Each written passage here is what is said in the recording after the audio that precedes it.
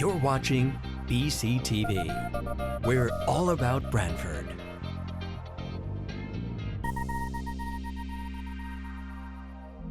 You're watching BCTV, Branford Government Television, a service of Branford Community Television. This program is brought to you in part through the support of the town of Branford. Good evening, everyone. We'll call this meeting of the Branford Planning and Zoning Commission to order. It is Thursday, May 5th, 2022, and I have 7:06 p.m. I'll introduce members of the commission and staff. To my far right, we have Commission Member Joe Chadwick. Turning the corner of the table, we have Fred Russo. To my left, we have Marcy Palusi, and next to Marcy is Commission Member Sharon Hutner. Our staff this evening is our town planner, Harry Smith. And next to Harry is our assistant planner, Evan Brining. I am Chuck Anders' chair. I think Michelle Martin, our clerk recording secretary, may be remotely tuning in. And I'll start by asking our secretary to read our notice of public hearings. The Planning and Zoning Commission of the Town of Branford, Connecticut hereby gives notice of a public hearing to be held on Thursday, May 5th, 2022 at 7 p.m. at the Branford Fire Headquarters, 45 North Main Street, Branford, Connecticut, to consider the following. Item number 1, application number 22-3.7, special exception for an oversized accessory structure, construction of a two-car garage located at 44 Flat Rock Road, Ron and Marie Cervero, applicants and owner. Item number 2, application number 22-3.10, special exception for automotive sales located at 226 North Main Street, Dream Machines LLC, and Kabu Holdings LLC, care of Gerald Butin, applicant and owner. Item number 3, application number 22-4.1, zoning regulation amendment, amend section 3.3A to add new section 3.5, pre-existing summer cottage camp, Sunrise Cove Association, Inc., Sunrise Cove Camp, care of Robert Caldarella, applicant. At said hearings, all persons will have the right to be heard. Copies are on file at the Planning and Zoning Commission's office at the Planning and Zoning Department, 1019 Main Street, Branford. Written communications may be sent to the above address or to planning and zoning at branford-ct.gov. Thank you, Marcy. We'll follow our normal format for public hearings, which is the applicant goes first. You can grab a microphone, and there's a podium over there. Make your presentation. After the applicant's done, we turn it over to commission members and staff. Typically have a review of a staff report, questions, comments from commission members. Then we open it up to the public portion. Ask again that you come forward, grab a microphone, state your name and address for the record, make your comments. And then we allow the applicant to respond to any public comments. We may or may not close a public hearing. Certainly for larger applications, it's not unusual to have public hearings that last more than one evening. And with that, we've been asked, we have, I think there's 6 items on our agenda for public hearings. And we've had a request that item number 6, which is the Sunrise Cove Association camp, a zoning regulation amendment to amend section 3.34 to add a new section, and request simply to open that and continue that. And rather than waiting, and we have the attorney for the applicant here, rather than making the attorney wait through long public hearings, we're going to simply maybe move that up first so we can simply open and then just continue. Is that okay with everyone? Yeah. Okay. Is that correct, Harry, that we understand that we're just going to open that and continue it without testimony? That's the request we received. Is there anything you want to elaborate on? No, I think the applicant had been working with us to make some changes to the language, and we anticipate there may be additional changes to that. Okay. So that's where we're choosing to continue. Great. And I understand the applicant's working with others as well. And correct. Ms. Prito, do you have any comments? No, Mr. Chair. I think it was just to open it for purposes of just starting the clock on that and then continue to the next hearing. Okay. When would that next hearing be? Yes, our next hearing will be on May 19th, and we're scheduled to be here. Is that correct? That's correct. So May 19th at this location, 7 o'clock. Thank you, Mr. Prito. So with that, that one will open and continue. That's item number 6, the Sunrise Cove Zoning Regulation Amendment. With that, we'll get back to our regular agenda, which is a continuation of the Buckley Road special exception applications for the open space residential development and grading. That's the Monowese Building Group LLC applicant, John and Ann Hines, owners of 14 Buckley Road, and Branford Building Supplies, Inc., owner of 0 and 16 Buckley Road. And this is a continuation of a public hearing that's been open. We've had a couple of evenings on this. And is the applicant ready to continue? We are. Good evening, Mr. Chairman. Amy Suchins, attorney at Hurwitz, Sager, and Salzberg Enough for the applicant this evening. As you noted, we're here for our third night of public hearing, and I have a couple of issues to address first, and then I think everything else that we have would be after public comment and if we're going to conclude. So the first item that we wanted to address was a letter that was submitted electronically yesterday, and hard copies were delivered, I believe, by FedEx this morning, from Rob Sonicson, who was our professional engineer, who you might remember had provided the commentary and opinion about the location of mean high water on this property. At the April 7th hearing, Mr. Smith had asked for what he characterized as sort of a sensitivity analysis with respect to potential changes to the Sybil Creek tide gate that are underway. Mr. Sonicson noted at that time that he needed to review the underlying data to be able to do that and look at the information. Mr. Smith had asked also about by email for that information, and Mr. Sonicson's letter is in fact responsive to that request from the April 7th hearing. What he notes, and I would highlight a couple of key points, was that there was a question during the April 7th hearing about the historic information about the tide gate or any changes and what the maximum changes might be.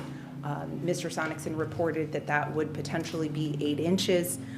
That 8 inches was based upon some historic discussions actually involving the town of Branford officials at the time, and some respective data about what would be relevant to the potential changes or restoration of the marsh. Ultimately, what Mr. Sonicson concludes in looking at the data is that, as he said at the conclusion of the hearing, the 0.88 elevation that he provided at the last meeting and in his report was very conservative. It was based on a outlier in the month-long data that had been collected by Milone and McBroom. Using the data and then adding the 8 inches, which is 0.66 feet, he estimated that the mean high water elevation would be 0.18 feet elevation. So in looking back at the information that he had provided and the underlying data that supported his conclusion, he continues to believe that the 0.88 is the highest point at which mean high water would be located at this property. He also confirmed what he had stated at the end of the conclusion of his discussion with Mr. Smith, that based on the information and frankly circumstances that exist in the area of the tide gate, specifically a number of houses and the Waverly Road Bridge, it would be pretty much improbable for any changes to occur with respect to additional flows into the tide marsh. Even that minimal change would require that several homes be bought out and the bridge replaced. So it seems highly unlikely that would be possible. The letter that was submitted by Rich Orson at the time of this discussion, who was involved on behalf of the town of Branford, had indicated, even it was 2004, so probably 16, 18 years ago, that at that point, even any changes then were highly unlikely. So I just wanted to summarize that because Mr. Sonicson was out of town tonight, but I think all of the information that's provided in there, and we did provide the referenced letters that he had provided as attachments, both from the Board of Selectmen of the town at the time, and from Dr. Orson, who at that time was writing on behalf of the Branford Wetlands Commission. So that is in there, and we think it's responsive to the request about the analysis.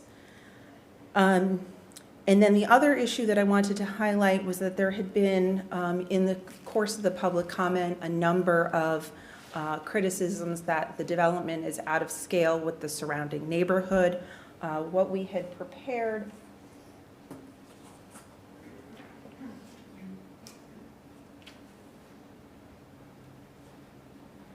so what you have on the board is an aerial of the surrounding neighborhoods, including Brightwood Lane, Marshall Place, and when you look at the data and compare the existing lots to what's proposed, what we have on Buckley Road for the development before you would be a cul-de-sac extension of approximately 600 feet long with 12 homes, roughly one home every 50 feet.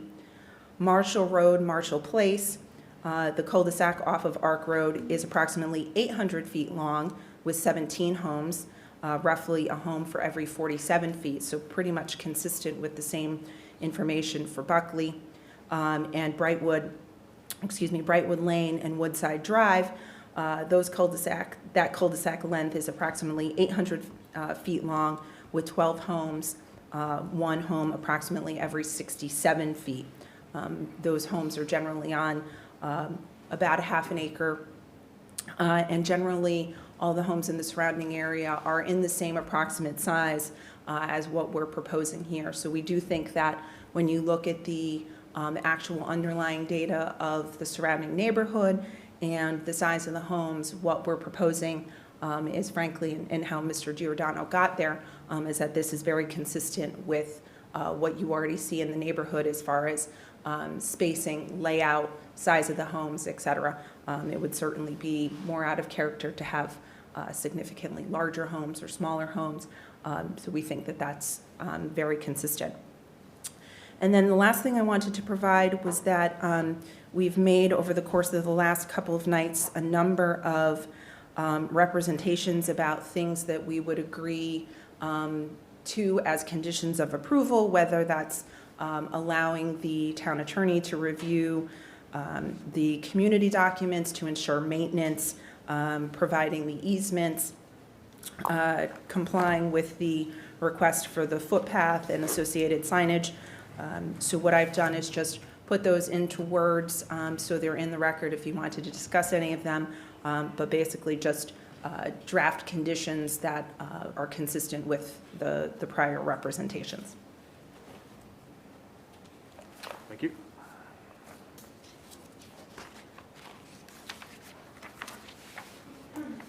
And I think with that, everything else we would have is really in the form of conclusion or wrap-up. Obviously, I'm here. Mr. Sacco's here to answer any other questions for the members of the commission or the public. But otherwise, we'll reserve everything else for our conclusion. Thank you, Ms. Hutchins. Harry, do you have any further comments or up-to-dates regarding additional reports or anything? Yeah, brief update on some other comments. In your packet, you should have a memo from myself, and attached to that memo is comment from the fire department. Unfortunately, the email that should have gone with it did not get attached to that, so I would like to enter into the record. Let's see what happens. And I'll read into the, just so everyone's aware of it, comments of the fire marshal from the previous application last year. So essentially, what they've said is our previous comments remain the same. I'm going to enter this into the record, and I will provide to the applicant to take a look at, but you've seen it before.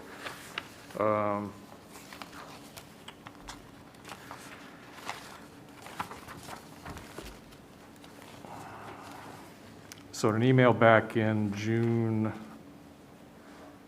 2021, actually May, and then in June it's a follow-up. I submitted some questions to the fire department, and they were as follows.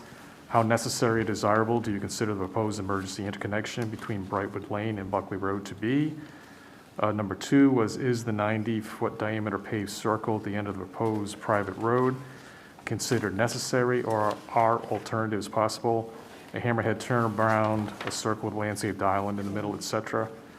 The third question said, one of the Brightwood Drive neighbors at the end fronting the paved turnaround at the end of the cul-de-sac asked at the public hearing if the existing paved turnaround could be abandoned and the excess property turned over to private ownership. Some input was desired whether the police and fire departments would want this retained, since the connection with Buckley will only be for emergency purposes. And the responses received, this is back on June 9th, 2021, from Thomas Maloney, the acting fire marshal at the time. Response to the first question about the necessity or desirability of the interconnection, he said, any alternate access is desirable from our perspective. It would allow us to access 2 additional hydrants if one becomes unusable for whatever reason. It also allows access to both Brightwood and Buckley should one street have a tree down blocking the road. In response to the second question about the turnaround, I said, we need to be able to turn around at the end of the road. The circle is the best option with no landscaping, but we could manage with a hammerhead as long as it is designed to allow the ladder truck to turn around in one back and forth. Our bigger concerns are the angle departure for any driveways longer than 100 feet, as we would need to be able to drive an ambulance or fire truck up the driveway without bottoming out. Both the existing fire hydrants are located too far from the proposed development. They will need to add a hydrant located on an appropriate size water main within the development. And the response to the third question was a response to the first question. So there you have it. I think you've seen this, but if you want to take a look at it, feel free. I was going to say, I have a copy. You have I think a copy. I actually may have submitted a copy at the first night of the hearing. Oh, I- But more importantly, the comment about the request to add a fire hydrant in the development was in fact added to the plans Great. in this application.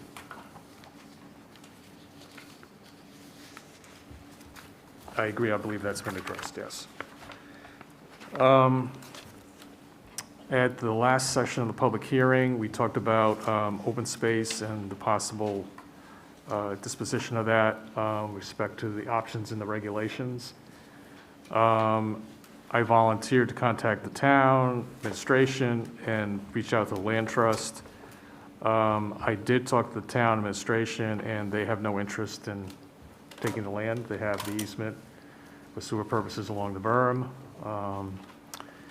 and believe that's sufficient. I did not get in touch with the land trust, unfortunately, so I don't have any information to offer to you there. I apologize. Also should go back just, so also in my memo in the packet, there was an email from the town engineer. This is dated April 27th. And his comment is that easement should be provided to the town if the sanitary sewer main is to be assumed by the town. Additionally, it should be noted and has been acknowledged by the applicant, in parentheses, the roadway is proposed to be and will remain a private roadway in perpetuity. So, have that comment also. We're also discussed requesting opinion from the town council regarding the question raised about interior lot, whether that applied. And there's a provision in that there should be interior lots developed with no more than, I think, a single-family house, if I remember right. We do not have that opinion yet. I talked to town council. It's in production, but it has not been finalized. Let's see other comments. With respect to the mean high water and the discussion and the additional letter from Mr. Sonneson, it seems like that clarifies things as far as I understand. It gets difficult if you're talking about trying to plot out for circumstances that may arise in the future, such as takings of properties or sea level rise, which we don't really address in the regulations in any kind of direct way. There is a DEP policy statement, which I'd like to enter into the record, and I'll pass it out. Since I've not received any comments from DEP, even though I requested some feedback about question of mean high water and whether they would actually potentially raise the level upstream of the tide gate. So we'll just send that around. if you would.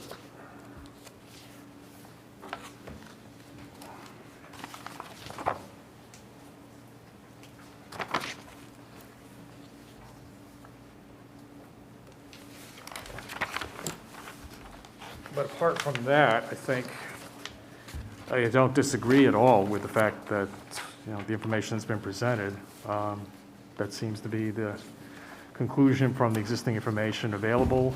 The professional engineer stated on the record that he believes that mean high water would not exceed 0.88 feet above sea level based on current circumstances and the data and information available. So I think that's sort of reached a conclusion. At the last meeting, the applicant submitted a response memo dated the 21st of April. Copy of that.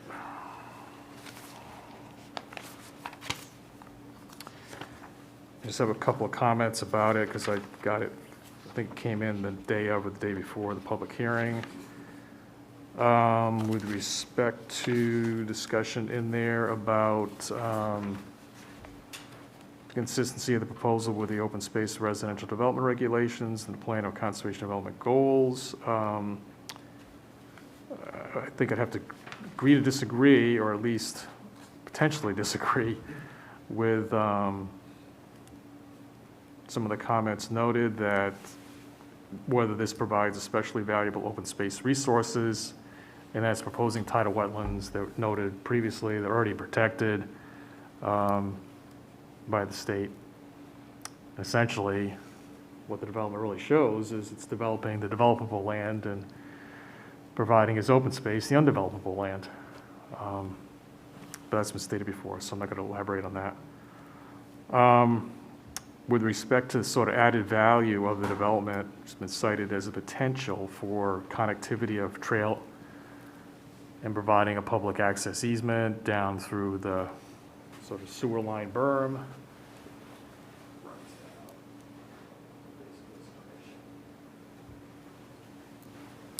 I think it's been noted by members of the public, and I believe this is the case, that it terminates essentially in private property. So how that would actually provide any connection, any trails is unclear. Any kind of trail that deviates from the berm to try to connect up to Ecology Park, it has to traverse tidal wetlands, so I'm not sure how that would work out either.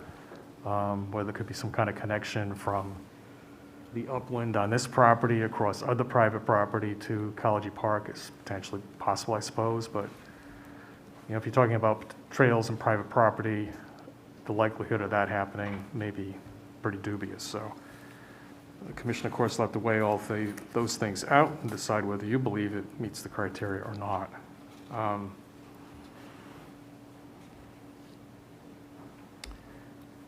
The applicant suggested that, I haven't read this, but that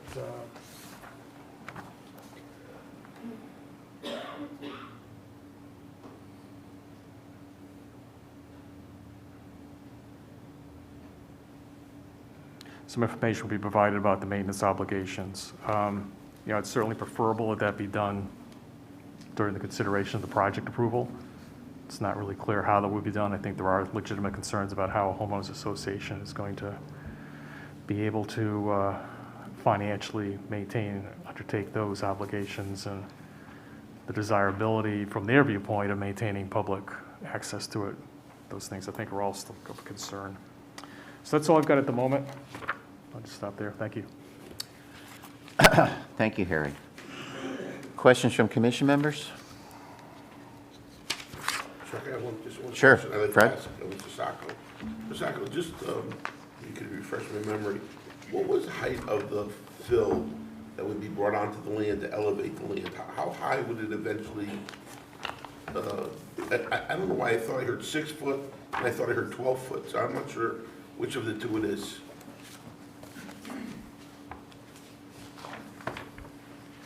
David Sacco, TPA Design Group, New Haven, Connecticut. Excuse me. We put together this graphic to try and bring that question to a head. So it varies over the site. What this is showing is that the amount of fill at each of the proposed residences and the finished floor that's proposed for each residence. So it varies from elevation 14 at this house, which is actually a cut of 4 feet from existing grade, 13 and a half in both cases. That's just about what existing grade is. The maximum is down here at the end. It's 6 feet, 6 feet, and 7 feet for finished floor elevations of 13 and a half or 14. Everything is driven by needing to be at least a foot above elevation 12 in order to satisfy FEMA. You can't get a building permit if you aren't at least a foot above the base flood elevation. And then the other thing is making sure that we get the sanitary all the way out to Arc Road from the farthest house.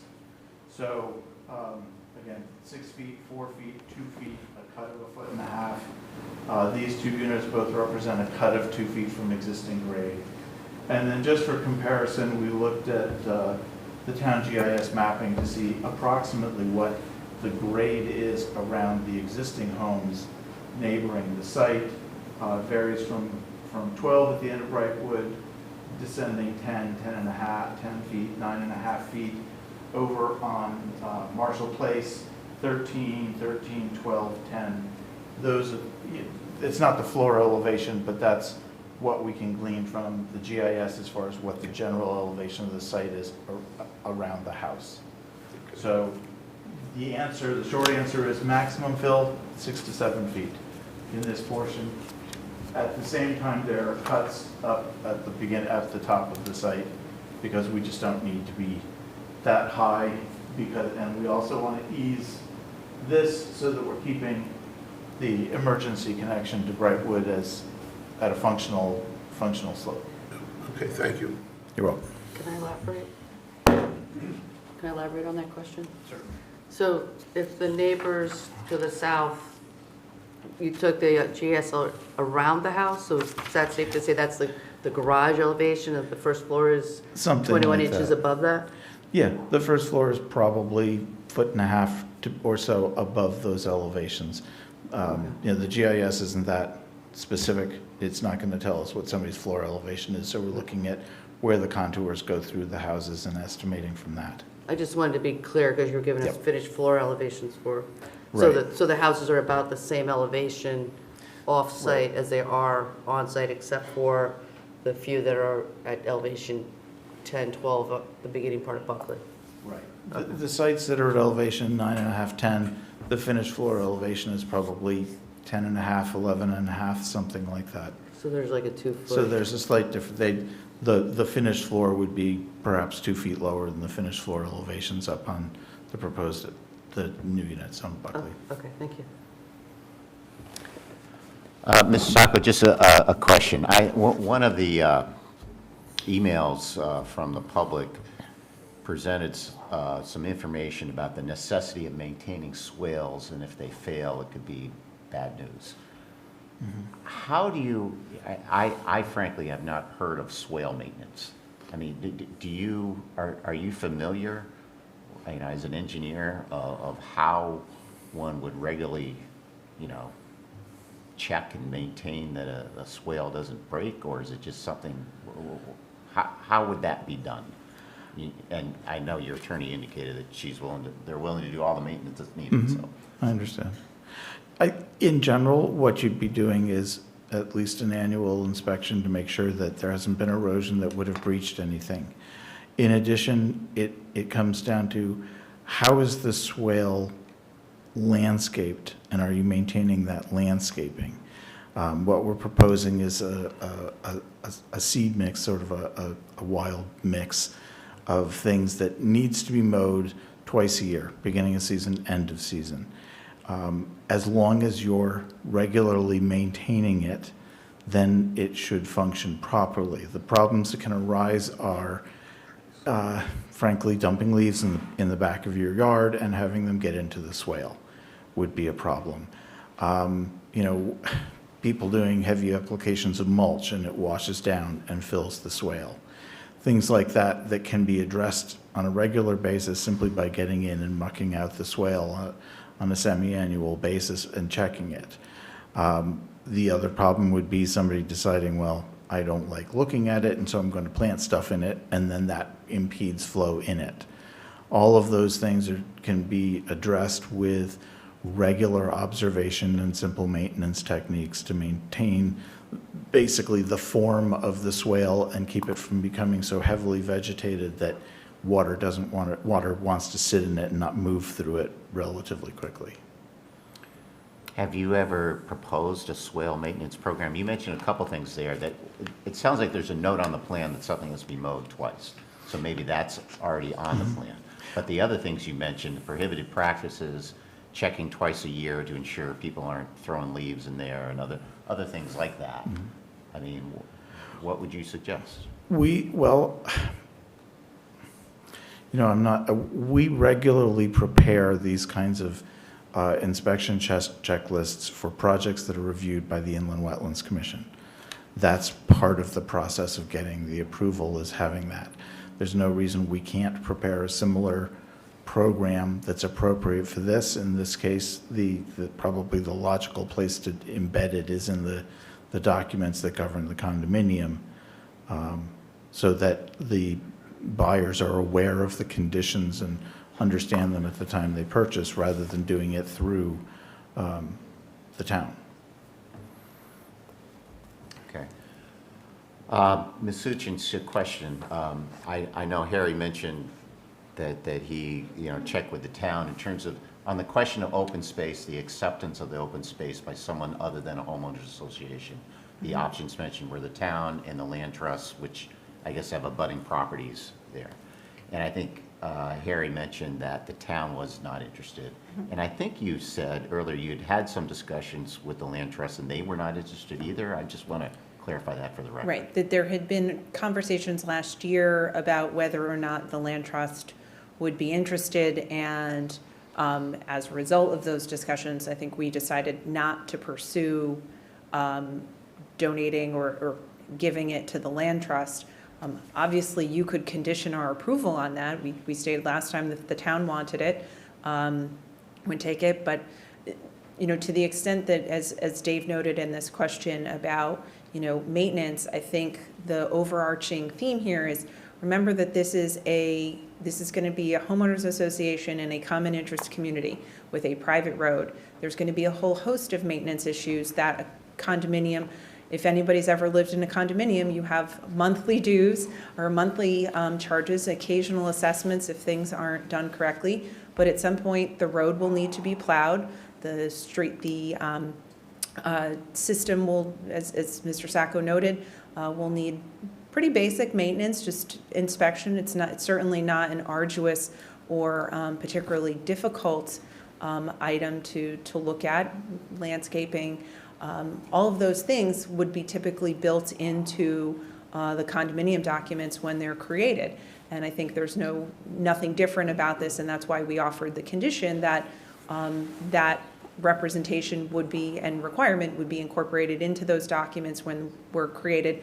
Obviously, I would disagree with Mr. Smith that those documents should somehow be created now before we even have an approval, in order to ensure that there's a maintenance obligation. I think what we're offering is to ensure, number one, that that's a condition of approval, and number two, that the town attorney, who's in the best position to review, frankly, a legal document, can review that against whatever condition of approval that you impose. That might say, ensure that the condominium documents include maintenance for the swales or whatever else, whether it's the trail. And again, this is not going to be highly regulated or, not highly regulated, but highly technical maintenance on an open space trail. I mean, this is going to remain open space, so it's going to be confirming that that is also inspected, make sure there's, a tree hasn't fallen across the path or something like that. So these are pretty straightforward requirements, frankly, no different than an association might need for any other work that might come up in the context of a common interest community. Yeah, and just to follow up on the open space, I heard you say that you decided not to pursue that option of giving it to the land trust. But is that because they weren't interested in accepting it? No. So why didn't you, I don't understand, you just didn't want to, or what? Or you'd be open to doing it if we wanted to, or?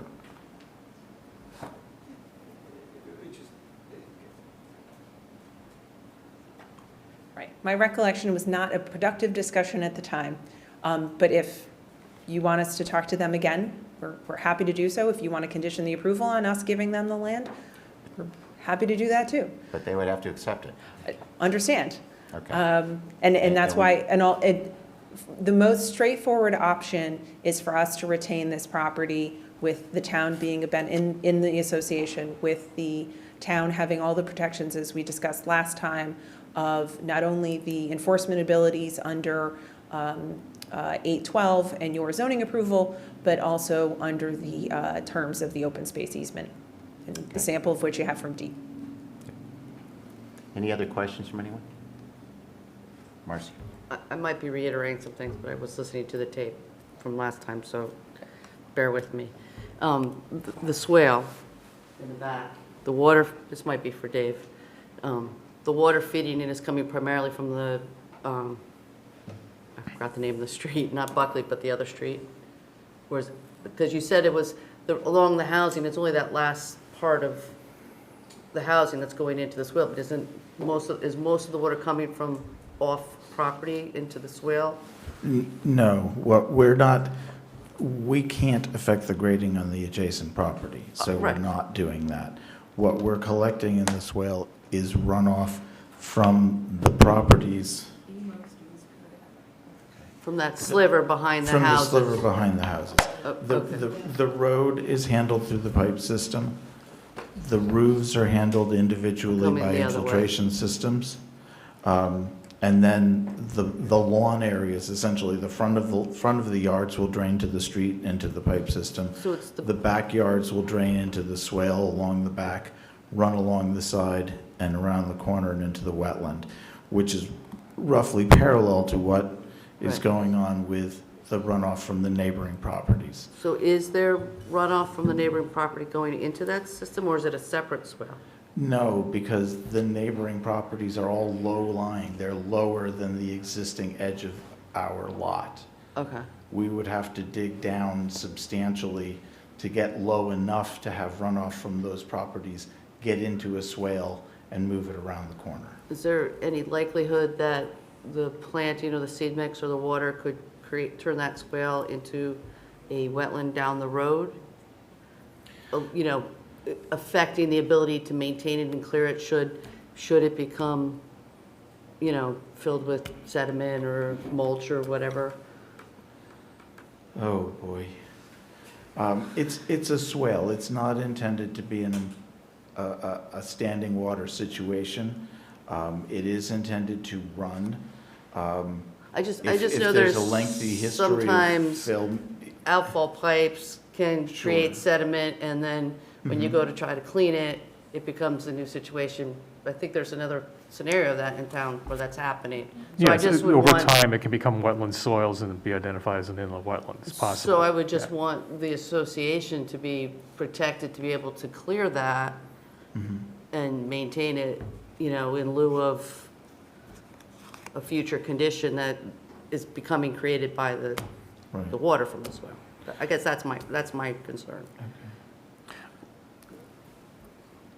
Harry? Okay, I appreciate the information about the maintenance of the swale. I think that's one of the things I was thinking would be better provided to the commission during the hearing, so it's good to have that. I mean, codified in a checklist would be ideal as part of the information before the commission, but I just have a question. Should the swale not be maintained and become blocked, where would the water end up flooding onto? You said the abutting properties are lower than Yes. Then what, the elevation after the fill on this property, where would the water end up going?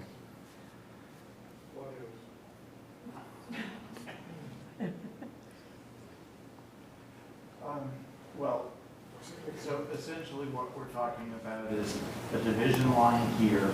Sorry, I'm going to give you this. Okay. You don't need to push it on.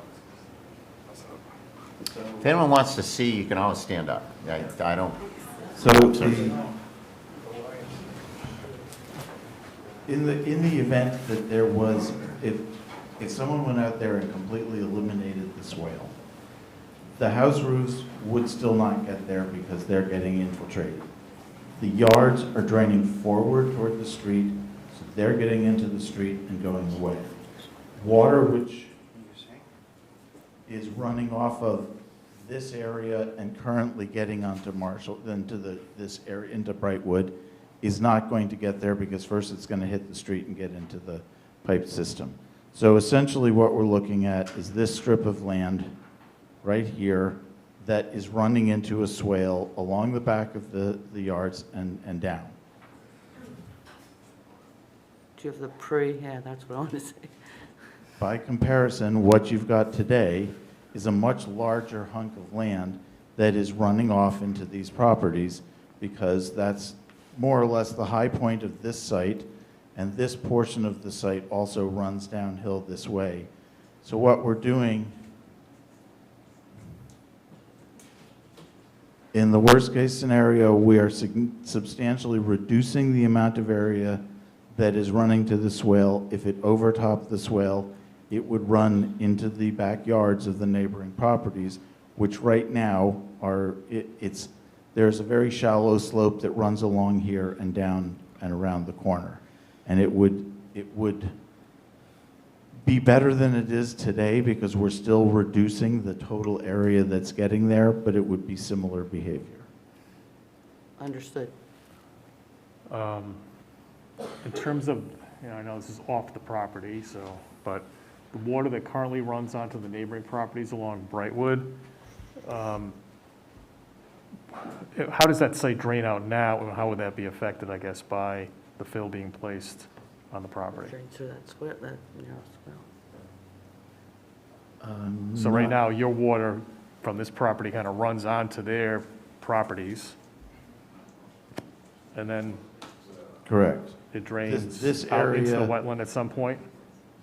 I'm sorry? It drains into the wetland at some point? or- What happens is that it's, in heavy storms, it's clearly sitting in some of these backyards, along with water that's washing it into that same area from the house roofs, from the yards that are on Brightwood, and that does, the elevation varies as you go along here from about 12 down to about 6. So it does run down. Now, it's a flat slope, and it is uneven. It was never graded carefully to drain, so what happens is it tends to sit in puddles along the way.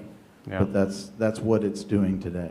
All right, I'm just wondering if the fill might exacerbate that situation and sort of block the existing drainage into the wetland from those properties. It shouldn't, because we're not going to touch anything on the adjacent properties to have that impact. Well, right now, what I understood you to say is that that water flows not perfectly sort of through this property to the tidal wetland. That's where it exits. But if there's more fill on this property, There's more fill, but there's also the way that the fill is placed is going to be a grading plan that substantially reduces the area I understand that. that is getting there. So But you still have water on Brightwood Lane properties, those 3, 4 yes, these four properties. properties. Where is that going to go? Is it going to get trapped? No, That's it's the question. because we aren't changing the configuration along that property line. But you are adding fill, and We're adding fill away from the property line on our site in order to,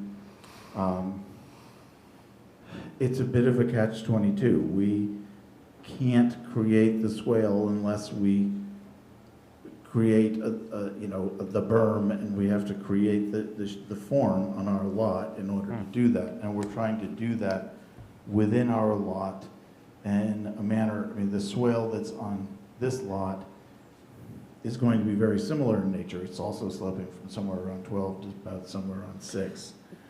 But that's not really going to be picking up the drainage from the abutting properties on Brightwood, right? No, it's not. But Right. right now, there is nothing about the site that is capturing flow from the Brightwood properties. I thought you said that it kind of imperfectly filters through the property to the wetland. It imperfectly filters along the back of their own properties because the ground rises from the property line up. Okay, so there's That's no, the form that that's it what I'm is trying to in now. understand. So you're Okay, saying yeah, really I'm the sorry. water doesn't really run off from Brightwood onto this property? No. It sort of follows the property line? Correct. Okay, that's It comes what, around the corner. okay. So even in a significant storm, that swale can't help alleviate anything coming from Brightwood? No. But it How much will deeper would it have to be to reduce do that? At least a couple of feet.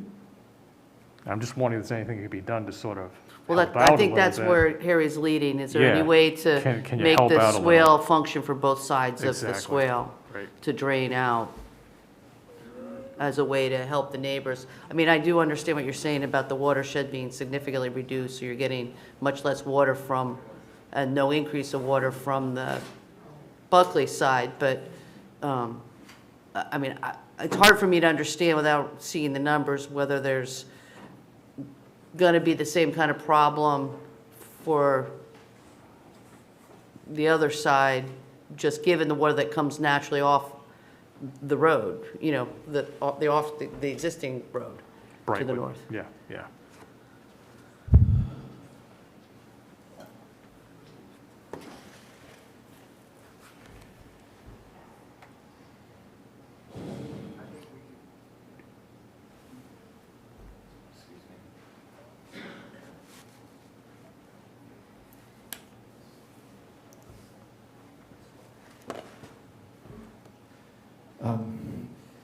We can look at how we can potentially make this work that way, so that it would accept runoff from the swale, runoff from the rear of the lots.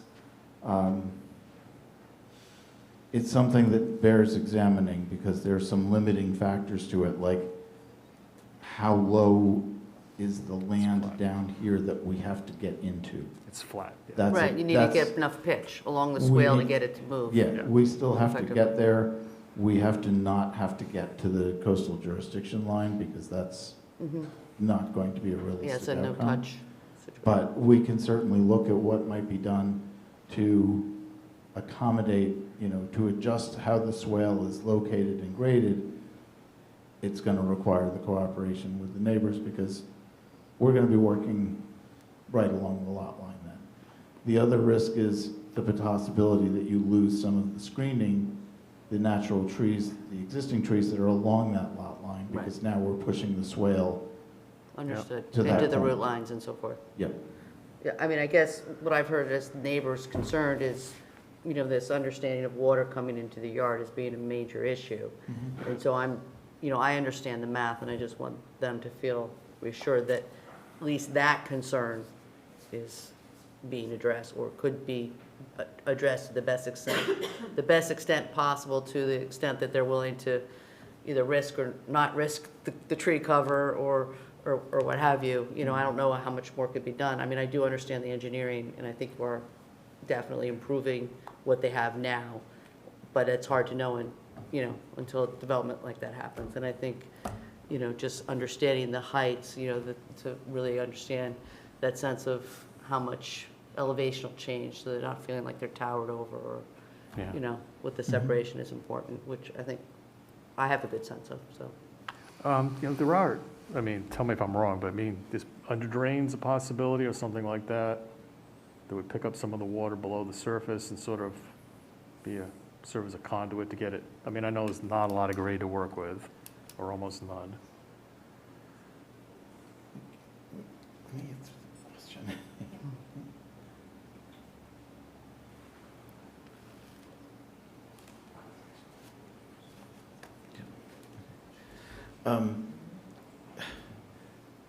Honestly, I think a subdrain system, some kind of a piped under drain, is more of a problem than a swale because it would have to be so low by the time you got around the corner that we would have trouble getting permission to discharge it. You know, we're already at elevation 6. Okay. We're bumping, we're gonna get to the point where we're bumping against, you figure in pipe cover. It's something we can certainly look at. But there's technical issues with making it work. But there's technical issues with making it work because Yep, okay. we need the pitch and we need to get it to daylight before Okay. we get to the Too low. DEP line. Yeah, too low, yeah. Yeah. So, but it's something we can look at. Attorney Suchins was just asking me to highlight what we're talking about when we're talking about a swale, so I'm going to grab the detail.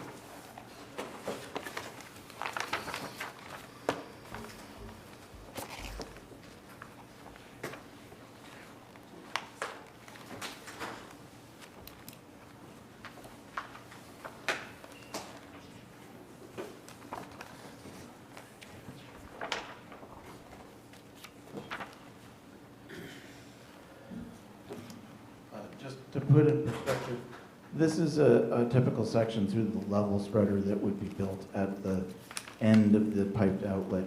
It's a similar form to what we're talking about with the swale, but this is a little bit more elaborate because it's stone lined. But essentially, it's a base 2 feet wide. It flares up. It's an additional 2 feet wide on a 2-to-1 side slope. So the net width of the swale is 6 feet. It's 2 feet wide at the base, sloping sides. So we're talking a fairly substantial feature. This is not a little V that, you know, a landscaper cut into the yard and wears out over time. This is intended to be a designed feature. It's got dimensions to it, and it's intended to function and sized for that function. So just so you understand, this is not a gestural thing. This is a significant item that's actually got a design underlying it.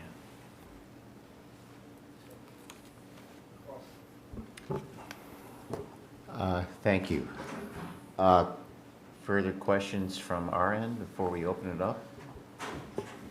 Just one real quick, Dave. If you did put a pipe in, given the volumes of water that you're talking about, would you ever get enough water in this pipe to sufficiently scrub it to keep, you know, solids moving and keep the pipe open? It's like a swale, you can see it, you can inspect it, you can clean it. A pipe, everybody forgets about a pipe until, you know, raccoons are living in it and it gets clogged. Mm-hmm. And If you went with a pipe, what I would think we would have to do is we would have to have inspection ports or manholes essentially along it so that you could periodic, and you know, it would be part of the stormwater maintenance requirements. You have to go in and you have to inspect it. Normally with an underdrain, where you know, typically nowadays, you're using a geotextile fabric wrap around the stone envelope that's around the pipe, so that you significantly reduce the amount of migration of sediment into the pipe, so that it is less of an issue. But yes, there's not going to be a lot of volume and not going to be a lot of velocity to scour the pipe. You would need to plan for and provide for access and maintenance.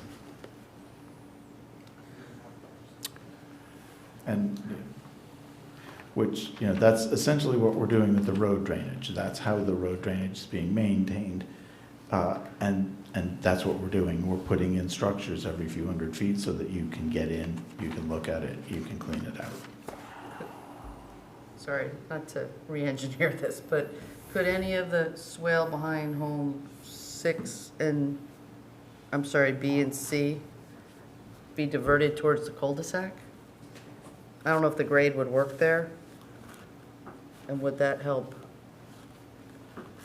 alleviate any, I'm not sure what it accomplishes. I'm just wondering if it takes any of the water, you know, going in the the southerly direction, Yeah. or easterly direction, I should say. Well, essentially, this area in front of those two homes, 7 and 6, is draining either over the hillside or to the cul-de-sac. No, I mean over to the right by the other cul-de-sac. Off of, Over here, yeah, at the end where you've got the 11 contour. right here. Could any of that scoot over towards the end of that cul-de-sac where those basins are? And I don't know whether that would even accomplish anything, but. It would be a challenge just because we'd have to raise the site so much to move it forward. Because you know, the swale, the bottom of the swale is sitting at 11, the edge of the swale is sitting at 13. There might be a little opportunity to do that. I was just looking at the invert at 7 of that one basin, so I thought because it was Right, higher, but you could the potentially road pipe it. here, this is the high point of the road, actually, at 13.4. So it's tough to get anything in that Okay. direction. Okay. Because what we're coming up in order to minimize the Right. amount of cut and rock removal that Right. we have to do for this area.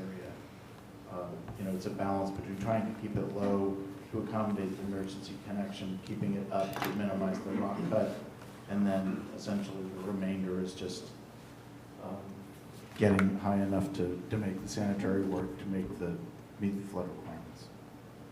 Understood. Any other questions, comments?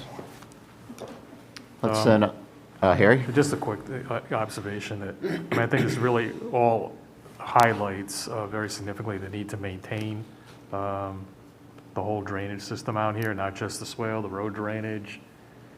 Typically, in a public road, the town runs around and they pump out the catch basins, the sumps. You know, you've got, I don't know how many catch basins here, you know, maybe half a dozen, if that. I mean, you have to have a special contract come down. I mean, homeowner association, frankly, it's out of sight, out of mind. The water goes away somewhere. And I could see where it'd be very tempting for, you know, homeowner association not necessarily follow up, particularly if they're cash challenged for some reason, keep up with the maintenance. So, I mean, you know, we have put conditions on approvals that there be reports filed, and quite frankly, that's, you know, an administrative headache. Somebody's got to follow that. But it'd be nice to have some more details of how this, and we could do it as conditions if the commission chooses to approve the development. The whole maintenance program for the stormwater system. I mean, it's in pretty significant detail, I think, would be needed. And then some mechanism to follow up to make sure that it's being followed. Thanks, Harry. Any other questions, comments? Not, then we'll open it up to the public. Members of the public wish to comment?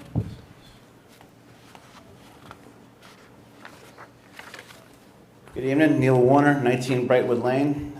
Thank you very much for your questions. I feel your uncertainty where the term swale maintenance is not a comforting one on Brightwood Lane for us, especially from, you know, I told you the story before that years ago when they decided to clear that area behind us, Short time later, my pool was, all this underground water came my way and damaged the pool to the point where I had to repatch all the concrete underneath. I had to get a brand new pool liner.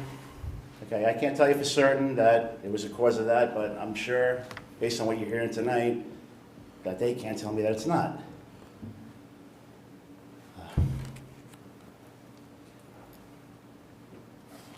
And I want to reiterate one more time that the rocks that are behind my house, and I've heard this many times, that they blast those rocks, which by the way is less than 50 feet from my rear property.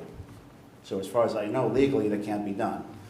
But if Vinny finds a loophole here that he can get that done, where's that water going to go? All that underground water, the ledge that's underneath there, all the aggressive lessons that's got to be done. And for what? I mean, for this, 12 homes on this one.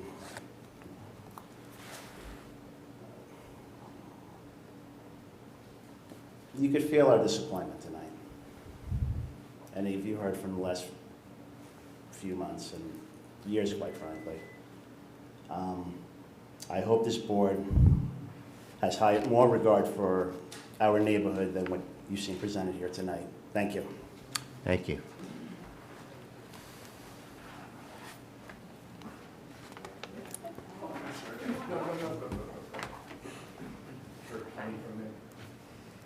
Maria Earhart, 5 Marshall Place.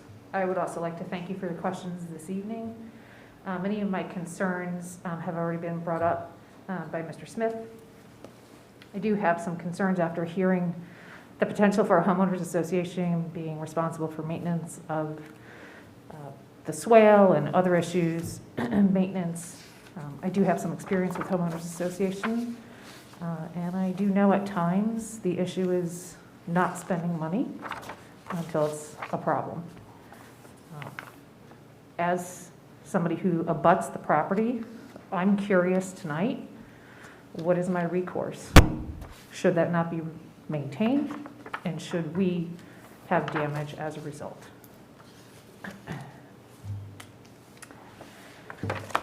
This application is being considered under the open space residential development.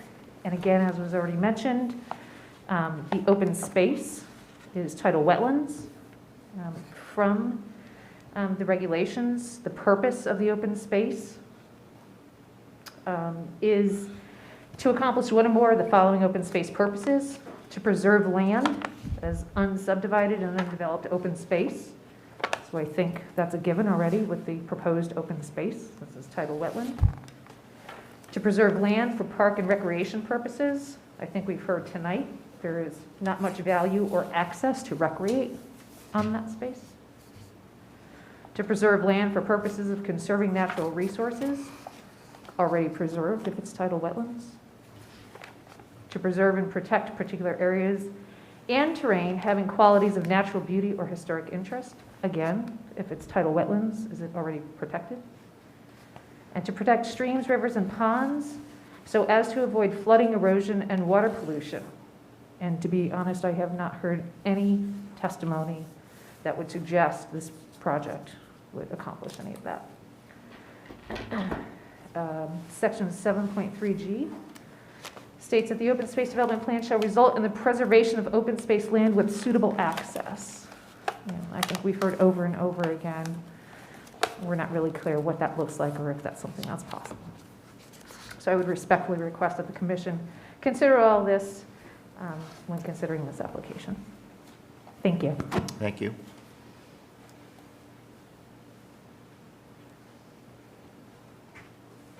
Good evening, Claudia Riccitelli, 23 Brightwood Lane. Short and sweet tonight.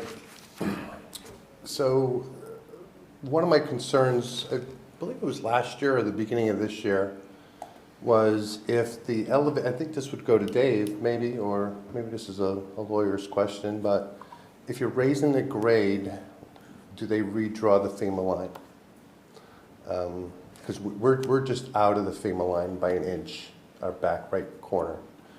So I'm curious, that's a pretty big concern of mine, because it's quite a few dollars that we have to come up with to go back to having flood insurance. That's number one. Number two, I don't know who sent the letter as far as the swale's not working, but in between Brightwood and Woodside, there's a swale, and it floods constantly. And again, probably not as sophisticated as what Dave's drawing is, and that or as deep or as maintained, but we know what we have now, and is it bad? It's bad when it rains hard. It definitely is, but we know what we have, and it's controllable. We don't know what we're gonna get. I think that's more of a mystery for all of us. Like Neil was saying, it's like he's putting some money into his pool because he has to, and he's not sure what's gonna happen. You know, he's gonna drop $30,000, $40,000 in his pool, and you know, they blast or the swales fail, whatever it is. He's got an investment in his home, and I'm sure he's just looking to maintain that investment and the property value of his home. And again, my last thing is the access to Brightwood through the cul-de-sac. Thanks, guys. Thank you. Other members of the public?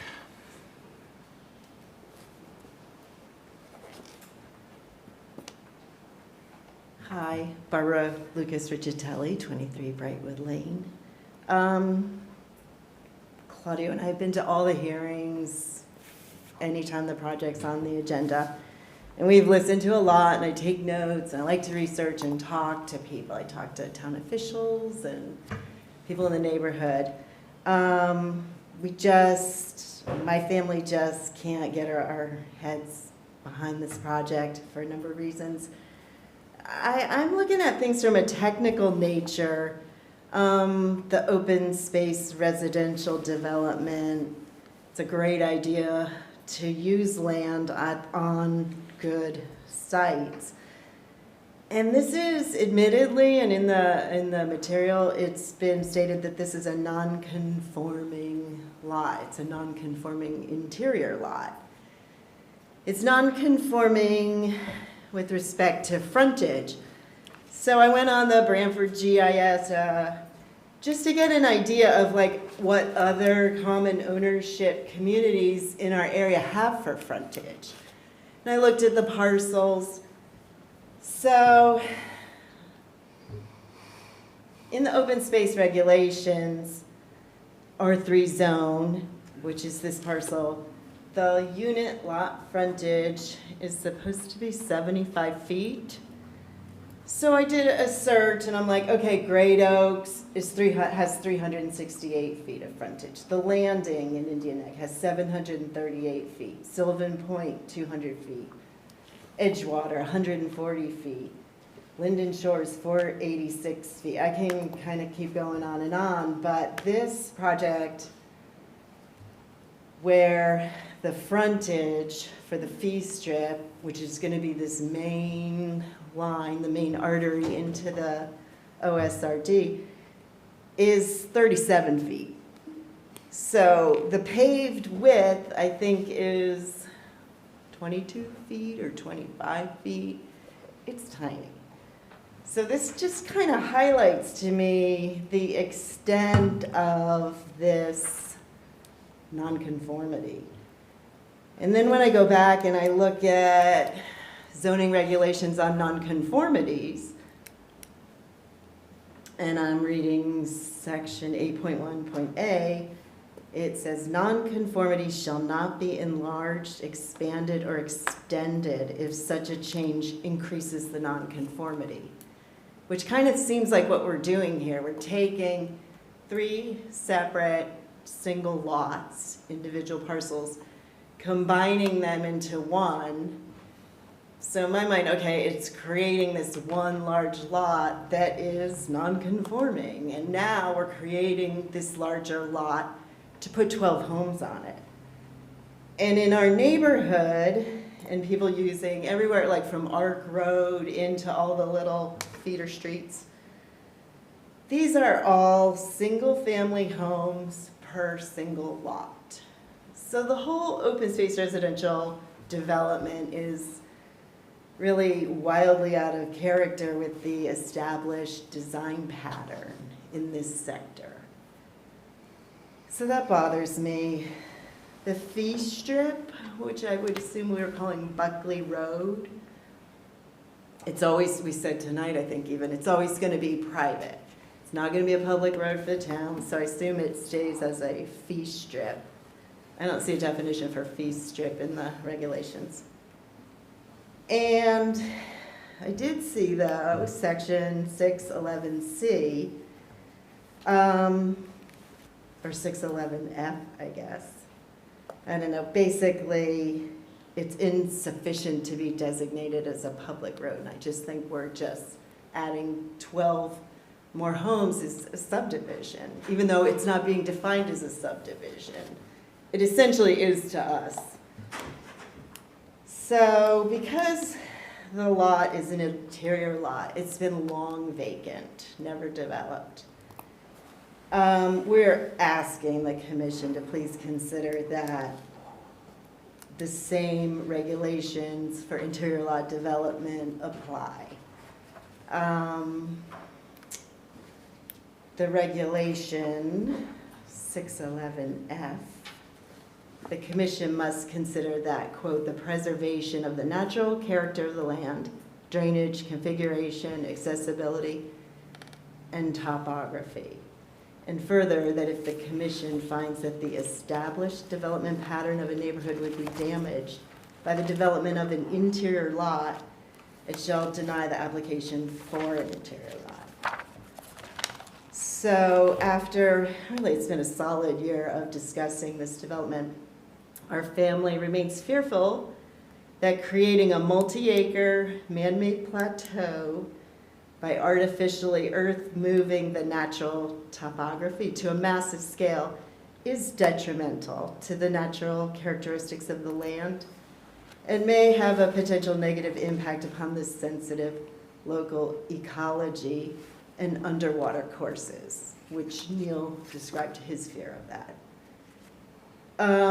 We've provided ample evidence of chronic problematic stormwater flooding.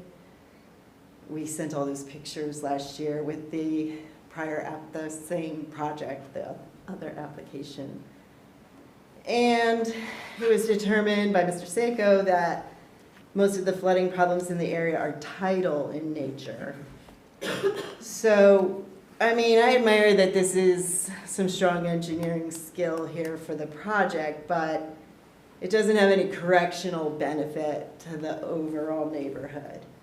I mean, you're going to have these families will be well cared for by a well-engineered program, like project here where their water's moving. But it just doesn't seem like that's a good idea while the rest of us are kind of still battling the water war.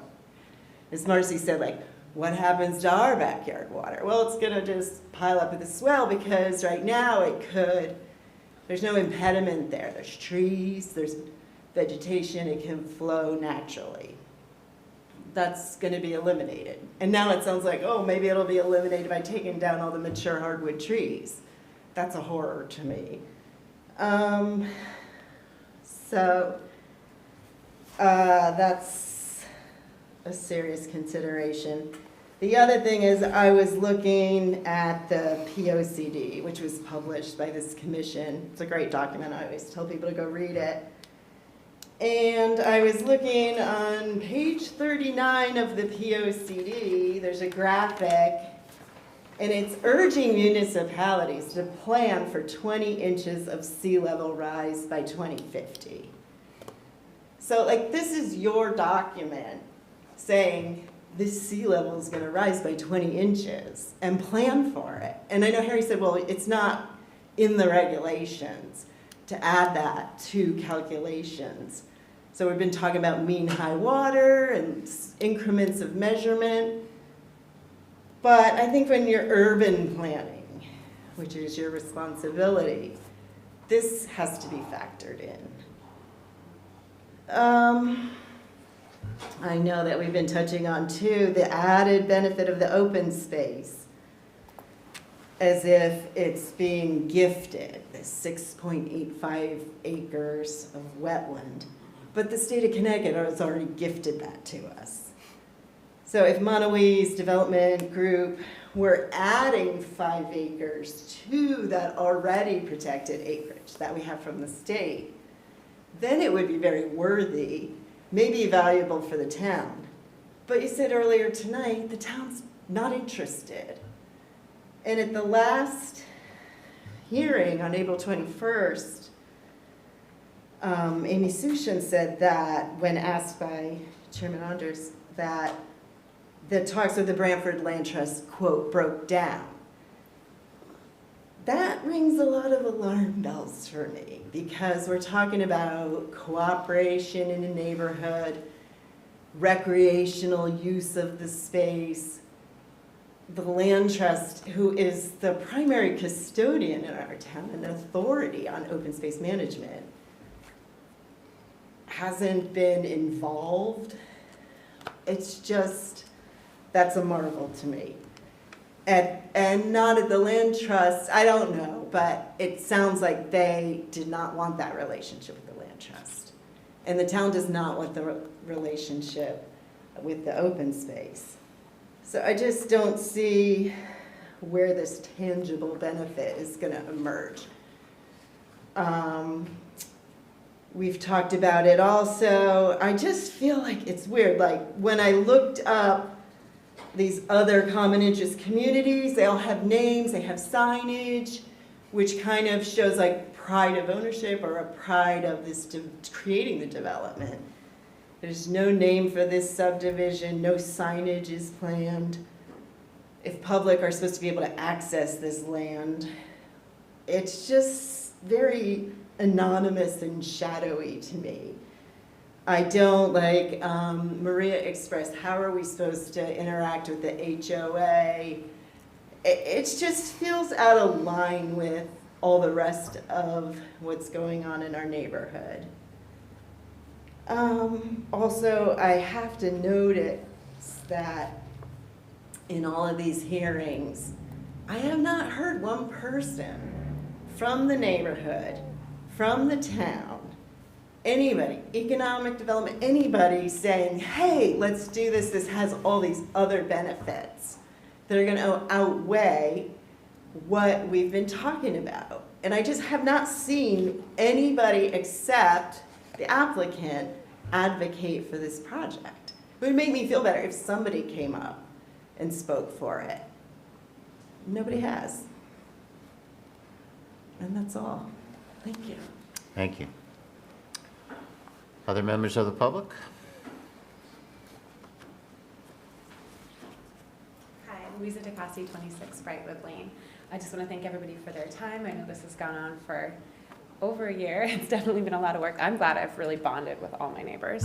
From being a resident in that area for a period of time,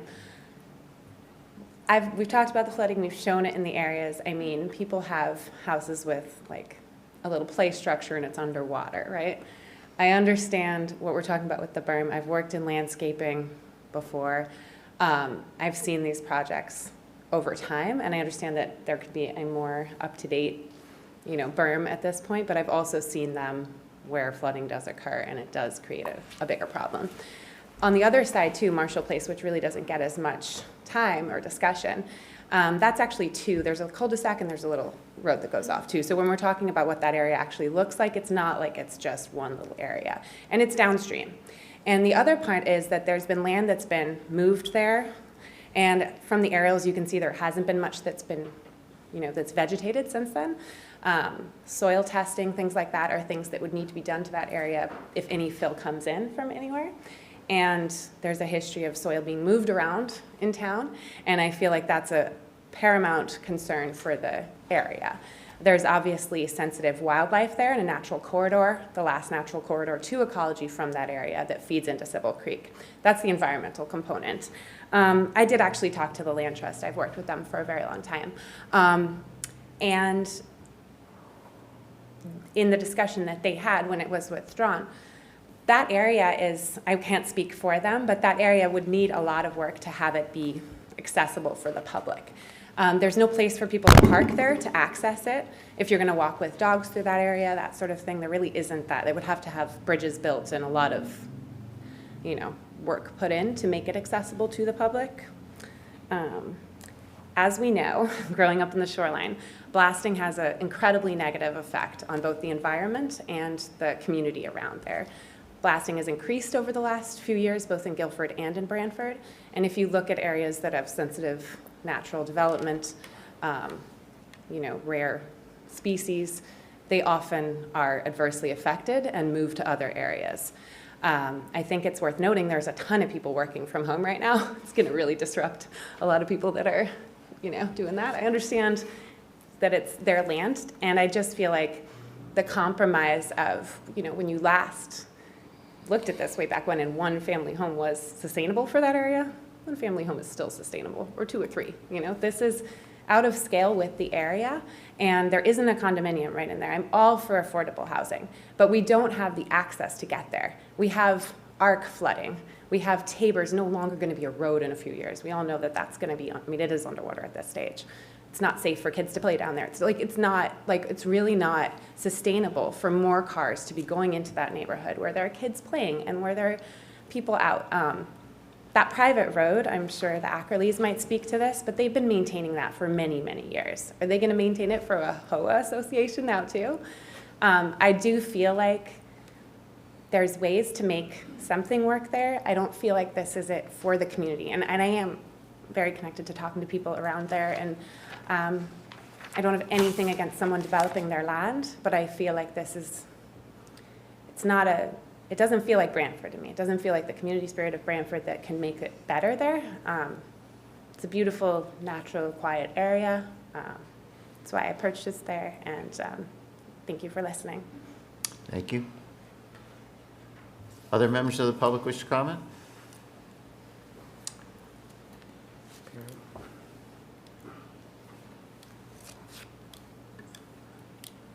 Something to pass out, just a couple drawings. Thank you. Thank you.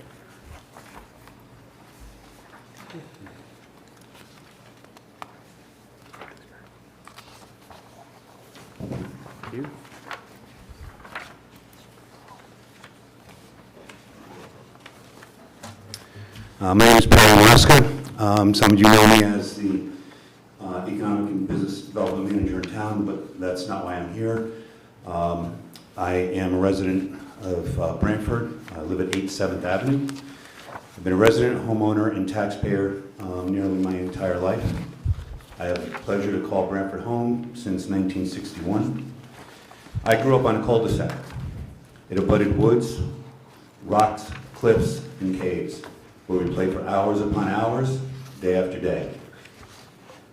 As an adolescent and young teen, these woods were our backyard playground that seemed to stretch for miles. So I can empathize with the neighbors on their concerns of how an area that they enjoy as open land will change dramatically. Ours became a development of over 12 homes, our unowned backyard. However, like my extended backyard in my youth, this land is owned by someone else, and they have the right to develop it. The Giordano family is an honorable family with deep roots in the town. I trust that they will build a development to be proud of. I trust that they've listened to the neighbors and that they take their concerns seriously, and they are working out what they can. In 1986, 35 homes were built on 22 acres off Damascus Road. We know that as Hunting Ridge Farms. In 1986, 18 homes were built on 6 acres off Hotchkiss Grove Road, known as the Ponds. In 1991, 42 homes built off Linden Avenue, referenced as Linden Shores. And more recently, in 2003, 27 homes were built off South Monowee Street, section of 146, just down the street from Buckley Road, and that's known as the Landing. What do all these have in common? They're all maintained by a homeowners association. And I think if any of you look at any of those developments, they are still maintained very nicely arguably better than a lot of this neighborhood streets. What else do they have in common? They all have one single entrance, one way in, one way out, including Linden Shores that has 42 homes built off of the one entrance in and out. And what's being proposed here is 12 homes on about 8 acres. So again, I can sympathize. I understand the neighbors' concerns, but I also do think that it would be good for the town. It would certainly help the tax base, and there would be nice homes that will, I imagine, increase the value of other homes in the area. Thank you. Thank you. Other members of the public wish to comment? Harry? I just have a question about the other existing properties that front on Buckley Road, in quotes. I don't know if the applicant has any information they could offer about what their rights are, how obligations they may have or may not have to maintain the road currently out there, and how that would sort of interact with a homeowners association created by this development if it goes ahead. Just to be clear, you're talking about these Exactly right. these 3 homes? I think on the other side, there may be 1 or 2 that are also accessed. Or 10 and 12, if you're not familiar. Right, that's what I was gonna say. So it's Ackerley, Lasky, and Warner.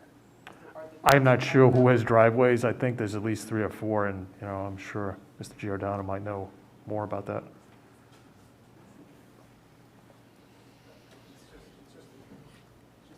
Yeah, I was gonna say, you can see it on the plan, actually. I think this one's better. You can see that. And it shows the outlines of the structures. This has but it also has the driveways shown. Mhm. There's driveway here. There's also a driveway from Art on the corner. So it's these 3 that have the driveways. So I guess my question is, you know, they have access and at least either completely or partially through Buckley Road to their properties. How is that going to factor in and work with the homeowners association? I mean, I imagine they have rights to it now, but I don't know that.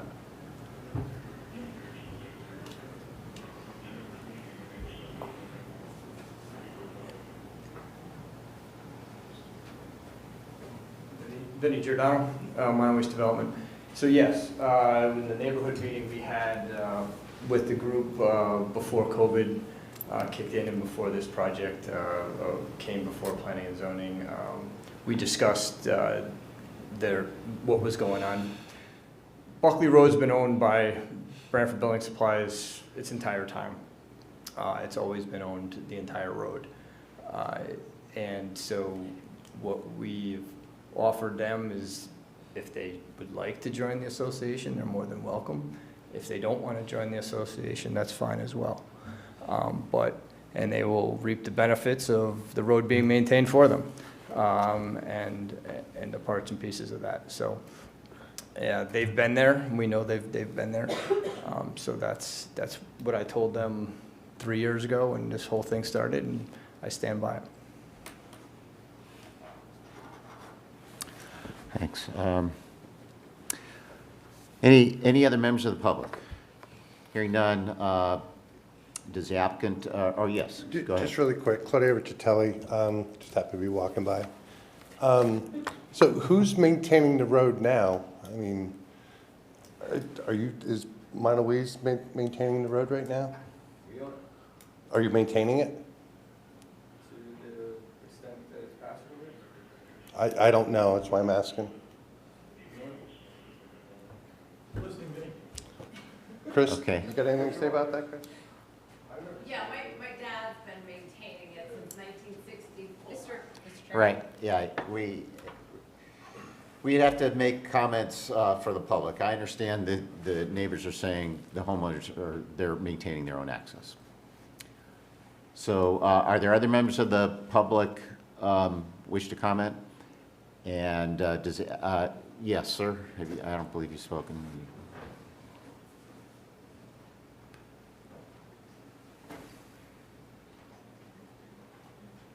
Giuliano Funza, 18 Brightwood Lane, Branford. I don't know that gentleman's name that came here and said that how many developments have been built in Branford similar to this one. 1975, 1982, 1990. That's fine. This land has sat idle for over 50 years since I've been in this neighborhood. If it was such a great piece of land, why have they waited 50 years to build on it? Because there's many problems here. There's no road, there's no access, it's wetlands. There's many, many problems. Thank you. Thank you. Anyone else from the public? If not, Ms. Suchins, do you want to respond? And I think there are two things. We still haven't received, I thought maybe we would have it tonight, we still haven't received the town attorney's opinion on the interior lot. And based on the conversations tonight, it's clear, even if we don't have, we don't create association documents, it sounds like the commission would like to see a written maintenance plan for the stormwater system and the swales, anything like that. So we're happy to do that and come back at the next meeting and provide that, to you, so you have the opportunity to review that, incorporate it into the record. And we're, like I said, and we're still obviously waiting for the town attorney opinion. Okay. I would like to note one thing though. I think there were a couple comments from Barbara Lucas about non-conformity. Obviously, the interior lot question, we've already outlined the issues that she's raised with respect to non-conforming or other non-conformities are related to uses, and our position, just for the record, is that those sections don't apply because we're not talking about a use. It's a non-conformity of the land. okay, so you'd like to continue the hearing? Right. Okay, Harry? For that to happen, we need a time extension. I think we're beyond the 35 days. Yeah, I was just going to say, I think we're just beyond. So yeah, we will consent to the next meeting, and I can get you a letter in writing tomorrow. Okay, if you so want. through the 19th. Mm-hmm. Okay, so then, that okay with everyone? We'll continue this to the 19th, our next meeting at this location? Okay. Okay. Thank you. Thank you. So this hearing is continued to our May 19th meeting. Does anyone want a break, or you want to keep going? Let's go. Let's keep going. Keep going? Okay. Carry on. Okay, so then, going through our agenda, I think our next item is item number 3, which is the Daniel Rabin zoning regulation amendment. That's the addition of solar regulations. And we opened that as a public hearing at our last meeting, and I think I understand, there were some questions raised. I think, Joe, you'd raised some comments about bumping up the heights and things like that they wanted to look into it on the roof thing. So I understand the request has been made that we just continue this to our next meeting on May 19th. Is that correct? Yeah, the applicant's side of town, he's requested a continuance without any additional testimony to May 19th. Okay. So with respect to our item number 3, the zoning regulation amendments, we're going to continue that to our May 19th meeting. Again, that's the solar regulation amendments. So the next one is item number 4, which is Ron and Marie Cervero, 44 Flat Rock Road, special exception for an oversized accessory structure of a 2-car garage. Is the applicant ready to proceed on that one?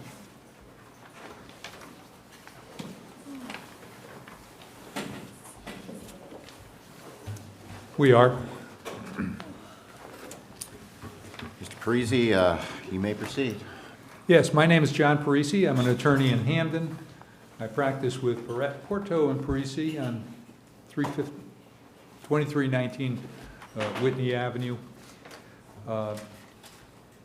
So I can try to get through this rather smoothly. I have a couple of before and what I hope are after photographs I'd like to submit, and if you could use one of them for an exhibit.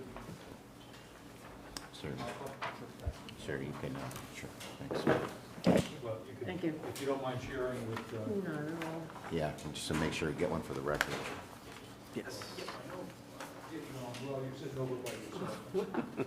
That's a before and after I've ever seen.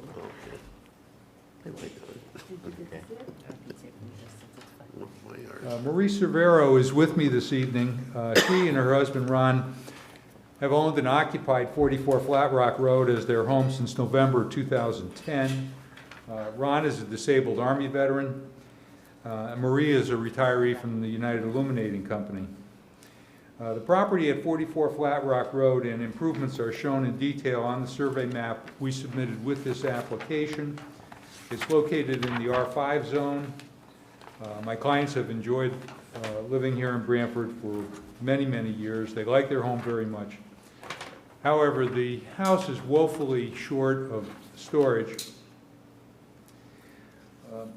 The attic has a pull-down staircase, which is inconvenient, inefficient, and can be dangerous. Mr. and Mrs. Cervero have a crawl space in their home, which I surmise is the result of the predominant and pervasive ledge on the site. The number and the size of closets in the house are minimal, even by 1950 standards when the house was built. And so they have to use the detached shed, which was the first photograph I showed to you, which affords some additional storage for pool supplies, outdoor furniture, and lawn equipment. But in addition to being old, it is at or beyond capacity and its useful life. We appeared before the Zoning Board of Appeals back in March, and we proposed a new garage to replace that which is there now. And the photograph that you see as the second exhibit is pretty much what the new garage is going to look like in terms of dimensions. It's not going to have a cupola nor a weather vane, and they haven't quite decided if they want to put a dormer on, but if they do use the dormer, it will be facing the opposite direction, away from their neighbor Phil Krauthamel's property.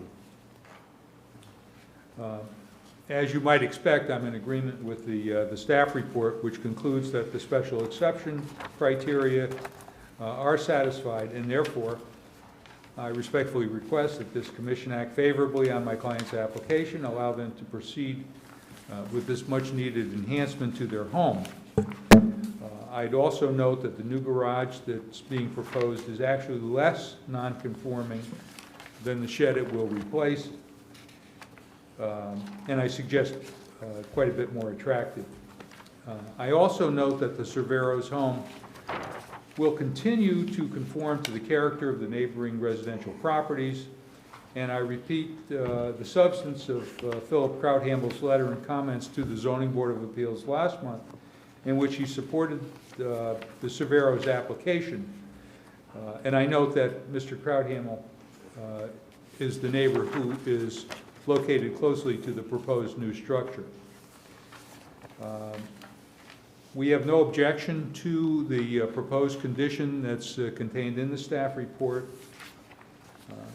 Unless there's anything that the commission would like Mrs. Cervero or me to expound upon or clarify, I'm about ready to wrap up, but before I do that,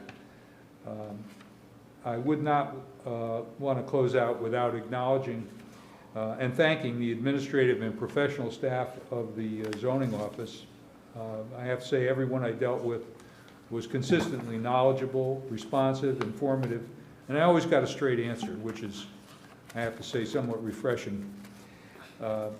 So I'll conclude by saying that I respectfully ask this commission to allow Ron and Marie to proceed with their new garage. It is much needed.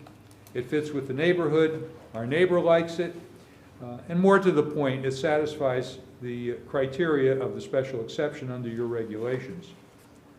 I will be pleased to answer any questions the board may have. Marie Cervero's here to fill us in with any factual information that I may not have. And if there are no questions, that concludes our presentation, and I thank you for your consideration. Thank you, Mr. Parisi. I could go on for a while, but That's it seems to me that you've had enough of that. Right. Thank you. Evan, you want to run through the staff report? Sure. Like Ms. Parisi said, they propose a 600 square foot oversized garage. It is above the 15 feet height minimum. That's why it's before us today for a special exception. They meet the requirements of the R5 zoning district with the exception of the side and rear setbacks. They got variances on April 19th from the ZBA for those. No landscaping plan was provided. They meet the parking requirements, and based on the application materials, they satisfy the special exception criteria. And finally, staff proposes one condition, that erosion control measures shall be installed to the satisfaction of the zoning enforcement officer. Thank you, Evan. Questions before we open up to the public? Not any member of the public wish to comment on this? Seeing none. Mr. Parisi, any further comments, or you're all set, right? Just thank you to everybody. Okay, great. Any questions, comments from anyone? Okay, I think this is, then we'll close this matter as a public hearing. I think it's something we can take up in a little bit. So that brings us then to item number 5 of our agenda.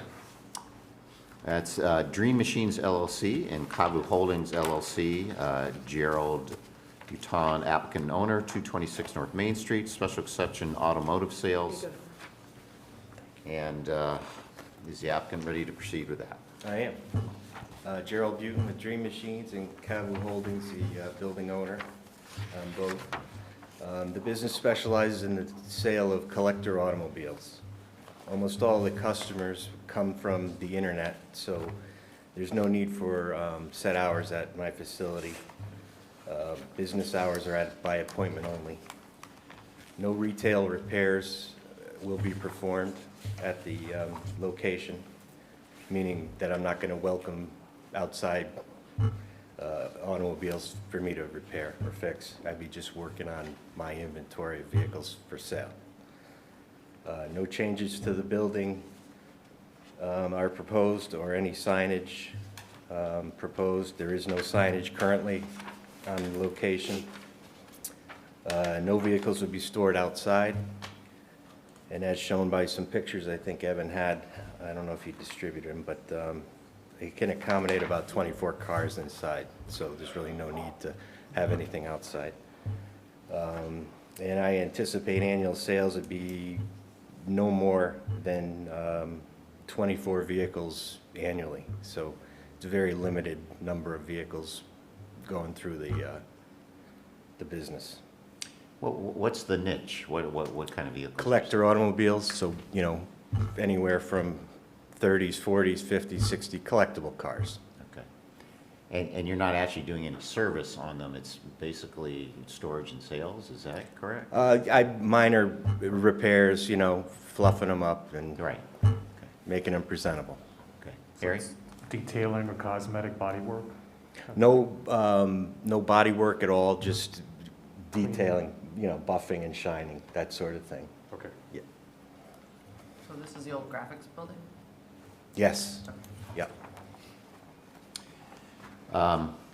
Evan, did you do the staff report on this? I did.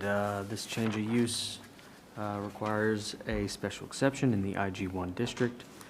The applicant has requested waiver of the survey requirement, and no exterior changes are proposed. They did not supply a landscaping plan.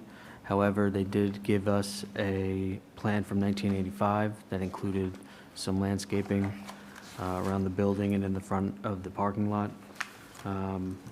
Not all of the landscaping from this 85 plan is currently there. However, I have added some conditions that would require the applicant to put some additional plantings in.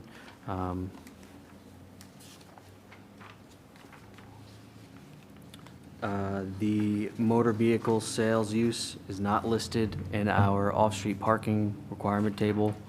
Therefore, the commission would have to determine the number of parking spaces required based on comparable uses.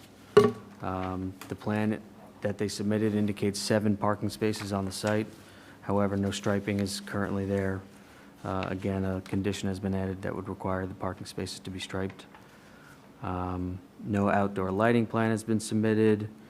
No change to the existing stormwater system are proposed, and no earth disturbance is proposed either. Based on the application materials, it appears that the special exception criteria are generally satisfied, and we do have some conditions that we would recommend for this application. Prior to the issuance of certificate of occupancy or a certificate of zoning compliance, a planting bed along the west side of the property line, and the landscaping noted in the 1985 plan. Those are wagons. Talk about classic. Shall be planted with 1 canopy tree. We recommended this because there are residences on both sides of the property, and there is a green belt buffer requirement. We believe this would satisfy it. All lighting shall conform to the regulations of section 6.7, and the parking spaces shall be striped to be consistent with the submitted plan. No additional signage or lighting shall be installed without staff or commission approval. And I had added 2 more conditions this afternoon. I circulated it to you guys along with the photos that Jerry had sent over to us showing the indoor parking storage. One was for outdoor storage of materials or motor vehicles would not be permitted on this site. The applicant brought to the meeting with us tonight 2 pictures showing the rear of the building. It shows a mostly solid fence on both sides of the property line and between the residences. He would like to use that space for a trailer and some mechanicals. And I would like to point out that the 59 North Harbor Street approval, which I based this condition off of, was to have the outdoor storage limited to the rear of the property. So I think that would be something that staff would recommend for this instance as well. The next condition we added this afternoon was that the special exception shall apply only to motor vehicle sales, and no service, repair, washing, or detailing of vehicles shall be permitted without additional approval from this commission. And finally, all landscaping shall be maintained as an ongoing requirement of this approval. Thank you, Evan. Gary? While Evan was presenting, just in the interest of time, I wordsmithed the 2 new conditions a little bit based on the presentation. So to accommodate what was proposed, you could change proposed number 3 about outdoor storage of materials or motor vehicles to strike out materials or, so it would read outdoor storage of motor vehicles shall not be permitted. Outdoor storage of materials may only take place within the fenced area to the rear of the building. I have a question for the applicant. Mm-hmm. Is it necessary to have some incidental washing just to keep the cars presentable for sale? I mean, that just seems like he would need to be able to clean the cars that are coming through there, but not, I understand that you don't want to propose a car wash or, an active detail thing, so I'm not sure where that line is or what the basis was for that particular condition. Well, they're inside now, right? So you can wash them inside, not outside? I understood it to mean that I'm not welcoming the public in, for me, to wash their cars for a fee. That's what I understood You have it an as. 1885, wagon? Certainly I wash my car, in the parking lot. So he's allowed to wash his own vehicles? Well, we could get down to I'm that just one. trying to So I would understand say, yeah, that, so that he's not restricted from something. Right. That's all. Only Sure. reason I'm asking. Seems like something that goes along with the motor vehicle sales use, and we unfortunately don't have a definition for that in our definition section. Yeah, we could tweak up the wording on proposed number 4 to accommodate, I think, all that. So, I took a shot at it, but I'm going to say this special exception approval shall apply only to motor vehicle sales. Let's see. Couldn't you just say washing, lubricating, detailing of Well, yeah, and vehicles. washing, minor detailing of vehicles being offered for sale. Yeah, of the, You want to say that service, Well, that's the second basic part. services relative to the vehicles being sold will be permitted only. No public. Yeah, no retail traffic. Right. Yeah. right. Well, also, I mean, you're really not working on the cars being offered for sale, right? You're just sort of detailing and keeping them clean. That's what I got out of it. Well, and if I have to do some minor repairs to them. Okay, I didn't get that, so. Something of that nature, lighting, electrical Okay, things go, and they're old cars, so. so maybe your approach You is the better wrapping them, approach, that's maybe? all. Yeah, I don't get into that, no.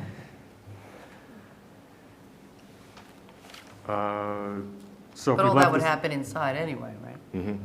Yes.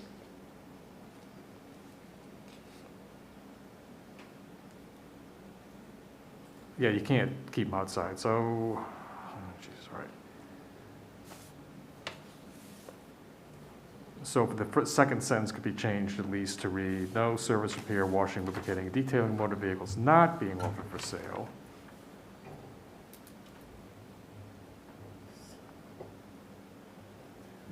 Shall be permitted.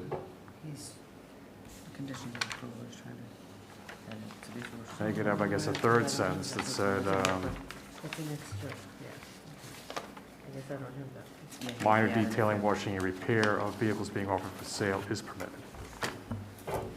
Interior, inside the building. Or do you want to wash them on the outside? Of course.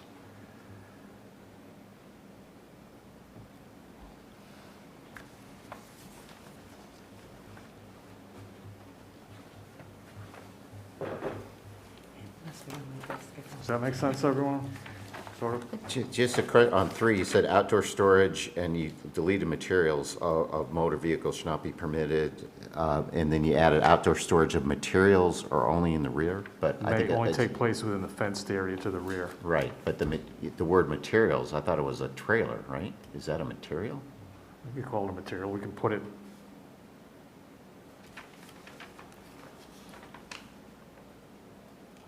I mean, is there anything else you want to have out there? There might be a tool or a piece of equipment that, How about materials and equipment? yeah, that's fine. No vehicles. Okay.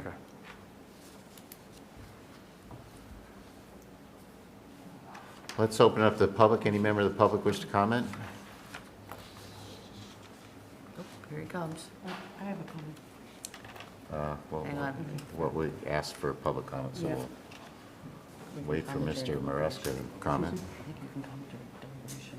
Oh, I thought. So now I'm here as economic development, and I feel we've got car dealers right down the street. While this is not going to be a car dealer per se, there is cars being sold down the street. He's using this as storage, not doing any change to the building, et cetera. So I think whatever concerns there are, if we can address them and look at it and hopefully make this work. Thank you. Thank you. Sharon, did you have something? Yeah, I just wanted to suggest to the applicant that if you're going to add landscaping and to consider using native plants, and that if you're going to be adding lighting, they've really done a lot of wonderful engineering these days with solar lighting. So I would suggest that you take that into consideration as well. Thank you. Thank you. Any other members of the public wish to comment? Don't see any. Then the applicant have any further comments? Harry, where are we on our revisions? All right, what I've got is changing number 3 to read outdoor storage of motor vehicles shall not be permitted, and add a second sentence to that saying outdoor storage of materials and equipment may only take place within the fenced area to the rear of the building. Changing number 4 to read, this special exception approval shall apply only to motor vehicle sales. Adding another sentence at the end there, to say minor detailing, repair, and washing is also included. And then changing the last sentence to read, no service, repair, washing, lubricating, or detailing of motor vehicles not being offered for sale shall be permitted without approval from the Planning and Zoning Commission. That's good? Okay. The work. Any other comments from anyone? Then we can close this matter as a public hearing, and this is probably something we can take up in a little bit. That brings us, item number 6, I think we've already covered. So, yeah, that was the one we moved up. Item number 6 was Sunrise Cove, the regulation amendment, and we opened and continued that to our next meeting. So that brings us then to our minutes from April 21 that were sent. If someone's reviewed those, Harry? Just a comment. We're preparing the approval letter for the Amazon facility now, and I've checked the wording, and it seems it's a little bit inconsistent with the final approval, and I've picked up, I think, what I think are the only two things, but I think it's probably better if the commission defers this to the next meeting. We make sure it's absolutely right before you bother approving them. Okay, so we'll defer voting on our minutes until the next meeting. So then let's bring up the public hearing items that we can consider. I think the first one was the item number 4, Ron and Marie Severo, 44 Flat Rock Road, the special exception for the oversized building. And I think we had the staff report, had some recommendations of finding and conditions. Is that correct, Evan? Yes, we recommend one finding, subject to compliance with the conditions listed below. The commission finds, based on the testimony and application materials presented, that the proposed use of the property is consistent with the special exception criteria of section 9.8. We also have one condition, that prior to the issuance of a zoning permit or a building permit, the following shall be addressed to the satisfaction of the zoning enforcement officer, and that is erosion control measures shall be installed, again, to the satisfaction of the zoning enforcement officer. Great. Thank you, Evan. Anyone have any comments? If not, someone want to make a motion to approve the application and adopt the finding and conditions in staff report. I'll make that motion as presented. Motion made by Marcy. Is there a I'll second? second it. Second by Fred. Any further discussion? All those in favor, say aye. Aye. Application's approved. Congratulations. Brings us into item number 5, which is what we just heard, the Dream Machines. So, and we just were working on that recommendation. And Evan, I think we did review that. You had the findings, you had the two, and again, we'll just refer to the staff report here that I think was handed out. It's labeled 226 North Main Street Revised Conditions, where you have the 2 findings, and then I think Harry just read the revisions to conditions 3 and 4. Does everyone remember those, or we want to go over them again? No, I don't know. Okay. Okay, if we just did then.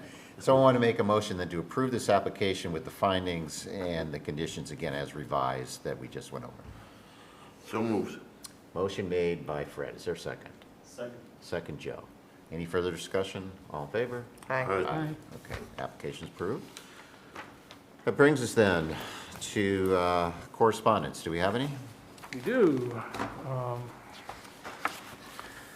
We have a referral from the town of East Haven. Maybe it's a city, I think it's a town. Mr. Paul Stecker is proposing to add definitions of membership club and lounge to the definition section, add membership club, lodge, and community houses as an allowed use in what's called the LI, I assume it's light industrial, 3 district. I can, if anyone has any interest in this, we can forward it to members, but seems fairly straightforward and really doesn't seem to have, it would have any impact to Branford that I could tell. Great. Thanks, Harry. Any other correspondence? It's a rather thick correspondence Oh, from my God. Is that a legal brief? Transcend Wireless. These are the kind of documents we get from the state Connecticut Siting Council with respect to cell towers. Sometimes they're smaller, sometimes they're thicker. This is for a cell tower currently existing at 723 Leeds Island Road. And it's T-Mobile, and they're doing an equipment swap. This is a existing 109-foot water tank. So the cell tower equipment's mounted on the water tank. And they're just swapping things out, so. Great. Thanks, Harry. Anything else? That's it. Okay. So then we'll move on to our old business. Item number 1, just a note that the proposed affordable housing plan that's scheduled at our for a public hearing at our next meeting on May 19th. Items number 2, 3, that's the Bourbon Drive application that for the multifamily residential development, PDD master plan, and the PDD site plan. So, and Harry has drafted some resolutions for approval, but before we get there, I guess that begs the question, do we want to approve this? So I think we're all here. I think we got 5 of us. Joe, Sharon, did you were at all the hearings, right? I was. Okay, so there's that, and then Joe, and we all were. Yeah. Okay, so we can all vote, and there's 5 of us. Yep. So we would all do that, so. Yeah, so rather than, before we go into details, you don't want to read resolutions and to get it denied. So that's sort of the general question. So let's just start with that. Do we want to approve the application? And, it's a PDD, it's a reuse of the existing plan.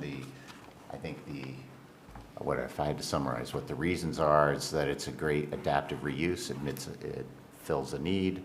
I'm doing the pro. Adaptive reuse, it kind of fills a need. It, preserves, some of the open space, and it provides affordable housing, and it gives us some deed-restricted affordable housing and some natural affordable housing. The downside, the reasons why you'd be against it, is that the rooms are tiny, and that they are, I think, there's a question about, well, that's a detail, the Lions Park, who owns it or not. But I think that was, that you could say deny it without prejudice and make them bigger or something like that. I think that would be the main reason that for, if you didn't want to approve it. Because I didn't hear a lot of neighbor saying, hey, look at the use, it's just totally out of character, or any of that stuff. So let's, I guess another reason is that we should do more affordable, since it's not enough. So where do you want to, why don't we just go around? Joe, any thoughts? I mean, are you? Within what I understand, the limits of our jurisdiction to have opinions and make approvals, this sounds like something that we can easily approve. I've made no secret about the fact that I think this is crazy as far as the amount of square footage, the amount of storage. The motel room I stayed in on my last trip to Wisconsin was a percentage bigger than this. But again, it's not our jurisdiction to evaluate marketing plans, livability, serviceability, or things like that. It's a reuse of an existing building, and it's causing no hardship anywhere. It's improving the carbon footprint by reusing the existing building. Within that very narrow scope, I would just vote to approve, and whoever's developing is walking into it with eyes open. If it fails for economic or other reasons, they're going to be back here anyway for a to redo the approval. Great, thanks, Joe. Fred? Well, first, I totally agree with Joe, all the points that he's made, but in addition to that, in terms of the size, I think we could count a good number of mobile home parks that have trailers about the same amount of square footage. And so I think that this is not breaking new ground, having units this size. They're just more permanent than a trailer, actually. I think that there are people, because of their economic status, the fact they're going to have it affordable, I think it's 10% to be affordable, I think that's all a good thing. So, and again, in agreement with Joe, that if it doesn't work out for the developer, that's on him. He has to do what Marcy suggested, break through walls and make them twice the size. That's always an option too, without disturbing the footprint. So, so I would, in principle, be in favor of it. Great, thanks. Marcy? Been thinking a lot about this, as you know. I really can't get my head around the size of the units, though I do, I hear what you're saying about the trailer size, and that's great, but the problem is that our trailer should be deed restricted as affordable, just like anything, That's another and- issue. And if it's, why would we approve naturally occurring affordable when we should have mandated, and I blame myself for not bringing it up sooner, very good point, Chuck, but, there should either be a higher percentage of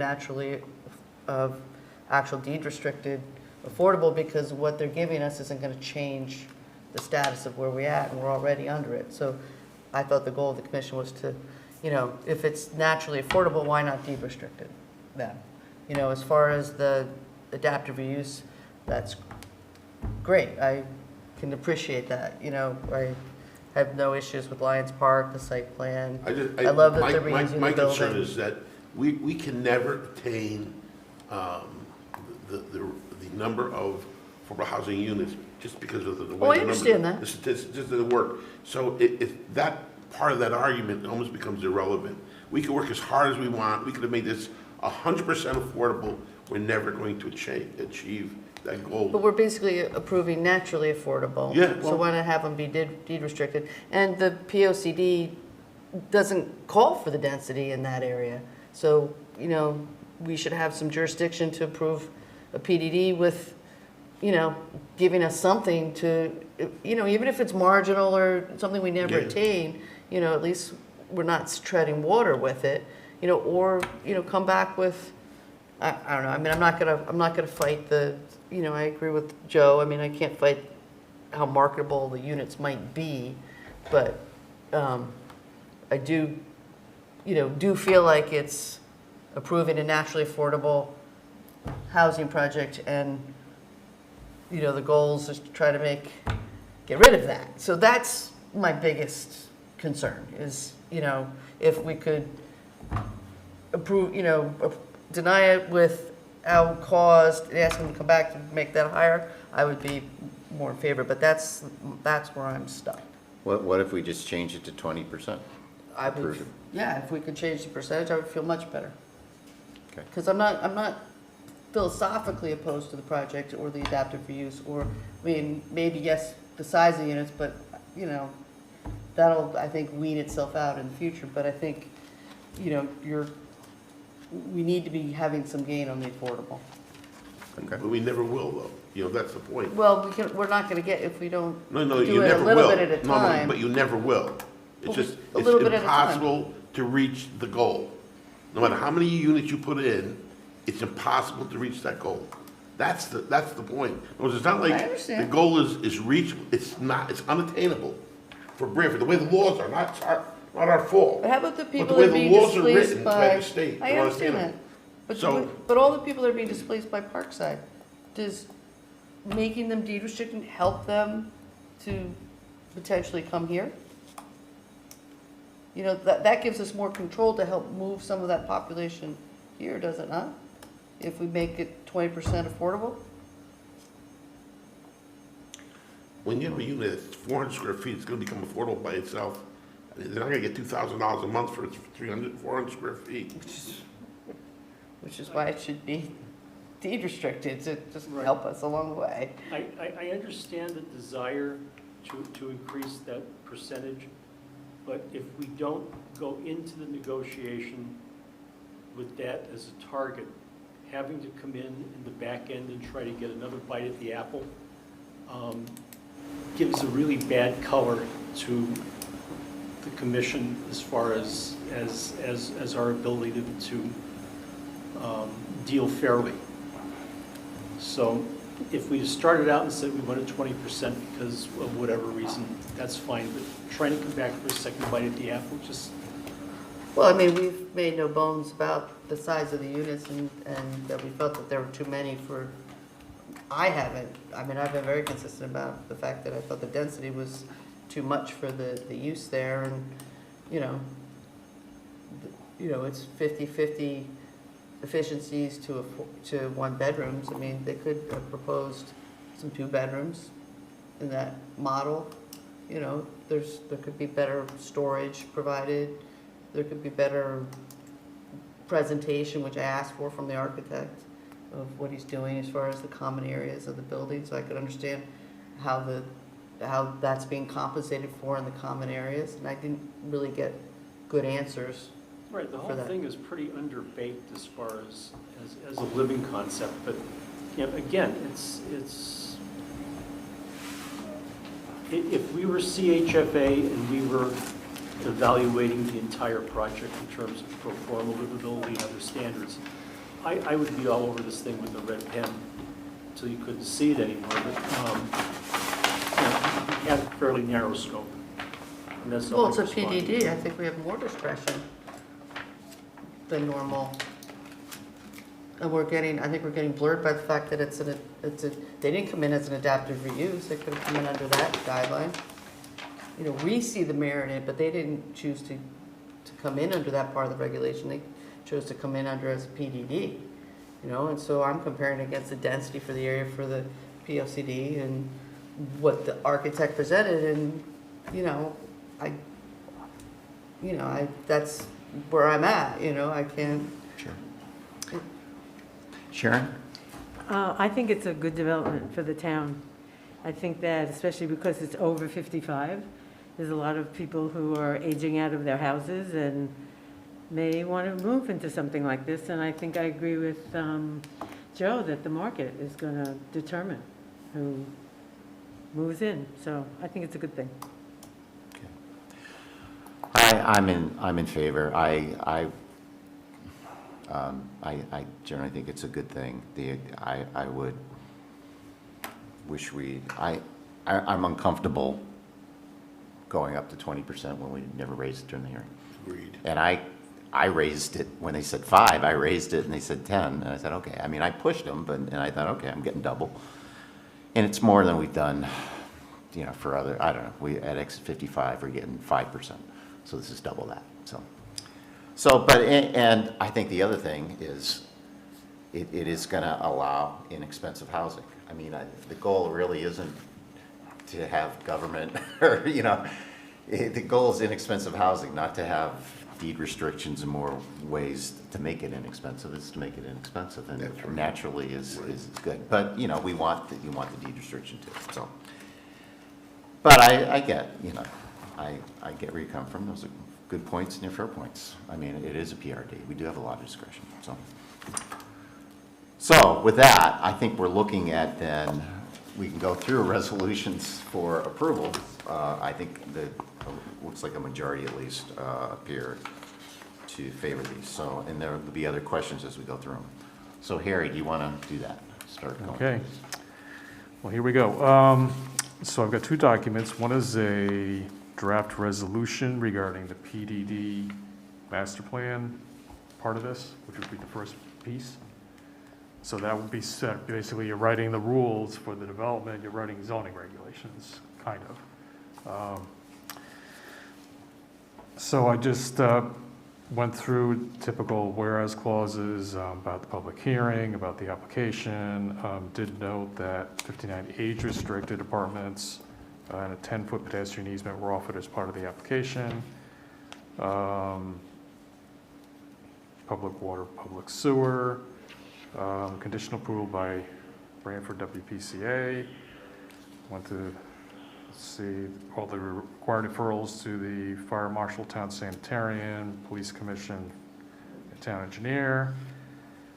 The amendment of the application through revised plans, this middle of a coastal site plan, which really, frankly, that should come out of this one, I'm sorry, because that's with respect to the site plan application itself. And the offer of the 10% dedication of affordable housing units per section 830G, deed restriction.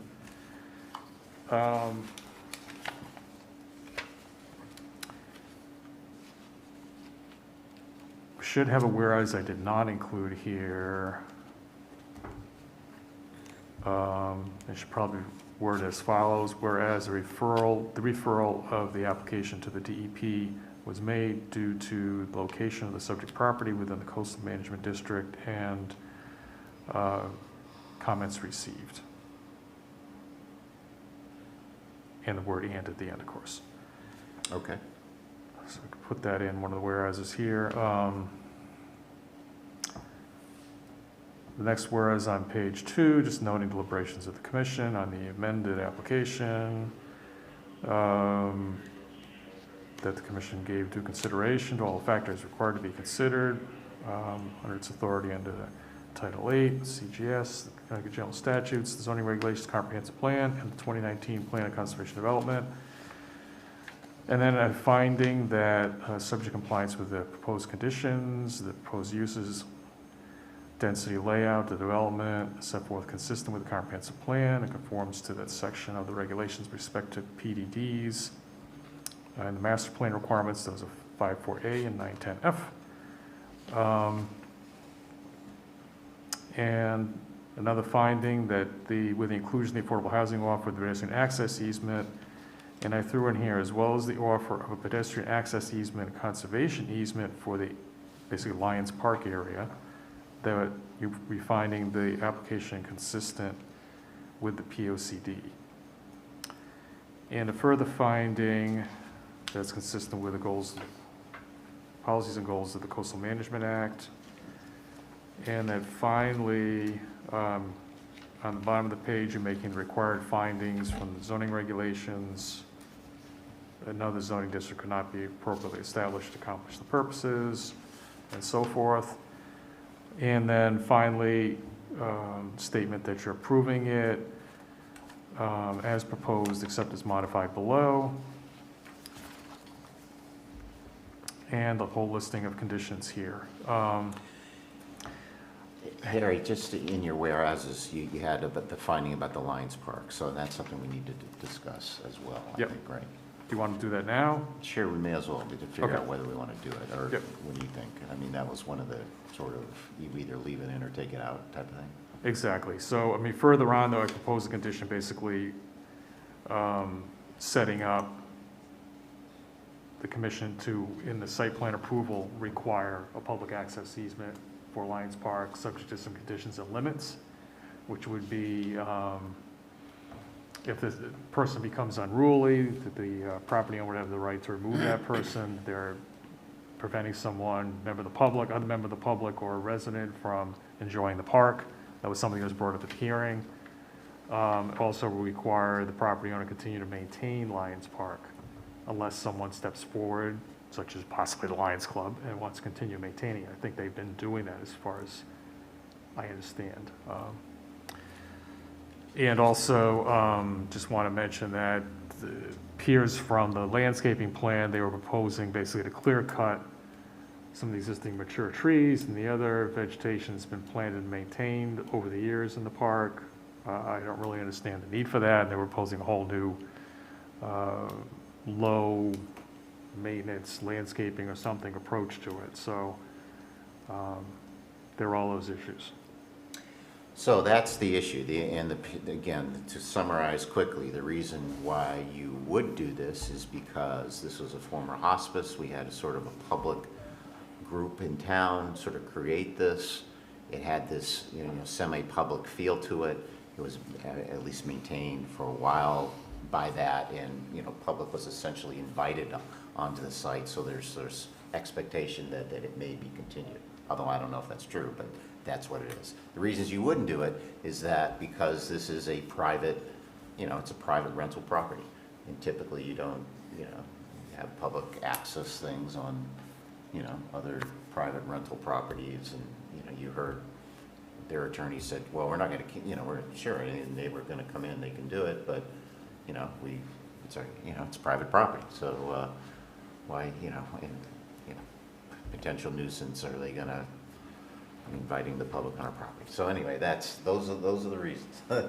So I don't know. What do you guys think? I think as a hospice or a convent, having outdoor space and, for either contemplation or for, meeting the public is a reasonable thing. Yeah. They're both quasi-public organizations. This is not a quasi-public organization. This is a private organization. And the potential liability of having this space sort of freely available to the public it just has some sketchy implications to it. If this were in the middle of a dense urban environment, and there's a crying need for things like best pocket parks and stuff like that, and you understand why building owners are given certain zoning considerations to provide certain kinds of open space in dense areas. This doesn't have that kind of density, physical density. I don't think we should be having them give their property out to the access to the public just because there's a whole lot of other public space around there. I mean, the ball fields across, practically across the street. Okay. Fred? And I agree with that. He took the words out of my mouth as far as open space. There's a huge field across the street that they can do a lot more there than they could in that little park. So I think let's give the land back to where it belongs. And if people want to access public land, we have a big park in front of them to do it right in the same area with parking and everything else. Great. Marcy, any thoughts? Well, seeing that my husband is a new member of the Lions Club, and we've got a member out there, I hate to see it get unplanted and turned into a low maintenance, set of kind of planting just for people, and I don't know if this is going to be the case or what, they're elderly. A lot of elderly or active adults like to garden. I would like to see that maintained and encouraged, and, and personally, although I appreciate what Joe's saying about liability, if the public did want to come in, I think the interface of the public with an older population is healthy for an older population. That's the whole theory behind the rec department and moving the senior center over there. So, I do agree that the private ownership has to, override, but I would hope that they would encourage the public to come in, and I would hope that they would maintain it and develop programs to keep it with the integrity that the Lions Club had, created it to be, because it'd be a shame for that legacy to go away. Fair enough? Sure, fair enough. So it sounds. I would like to see them keep it open to the public. I think it would make a really good relationship between this new neighbor and the old neighbors, and I think that would really go a long way. And I agree with what Marcy was saying about older people, needing younger people around, and I think that this would facilitate that. I guess the issue is, and they can keep it open to the public, they said they would, but the issue is, do we require an easement? That's what we're mandated. That's the right. bottom line in this. Well, if we don't, how do you encourage the public to go? Yeah, they can do whatever they want. I mean, there'd be no violation. We could, advise them to, but they don't have to do it. And if we require property interest, then the town has an interest in the property. So that's what we're talking about. Yeah, so I guess So what I I'm couldn't saying is tell that. Marcy if because you were kind of on the fence. You said, yeah, I hope they do it, but I didn't hear what. Well, and Sharon, I hear you say, yeah, we should Yes, do it. right. And Marcy, you were more. Well, I've been outvoted, so, if Sharon's in favor, I'm going to back Sharon. Yeah. Yeah, even the score between the men Well, and no, women I could today. vote with you, and then it would be 3-2. So whatever, because I get to go last. I guess and it's great hearing you. I guess what I'm most convinced was this is a change of use. Yeah, I think if it had remained a hospice or a convent or a church or something that is a quasi-public nature, then it would be appropriate. But I don't see us doing similar things to other private, either condominiums or rental developments. But I would hope that they do keep it open, and he said they wouldn't or whatever. But I'm a little reluctant to require an easement. Perhaps when the units fail because of the size, and they come back to us for Then- congregate care, can we then impose the easement for the public access back? Yeah. I mean, I'm serious though. I mean, is it, can you Yeah, bring we it could, back? we could bring it back. I mean, it would still, I don't want to I close don't know. off a potentiality, because Then Marcy's gonna say, I told you so. there. I would love to be able to say that, but Right. I wouldn't do that. Yeah. I know. Well, And I never got this, I don't even know if the public uses it. Do we know that? I mean, Well, what do, Probably not maintained. I believe they do, and I just maybe make a couple points, and I understand it's probably not going anywhere, but one of the reasons I suggested it was to connect the Branford Hills Park, there used to be a school property, with the large open space area to the south. It's also owned by the town. There's a potential to establish an open space corridor, basically.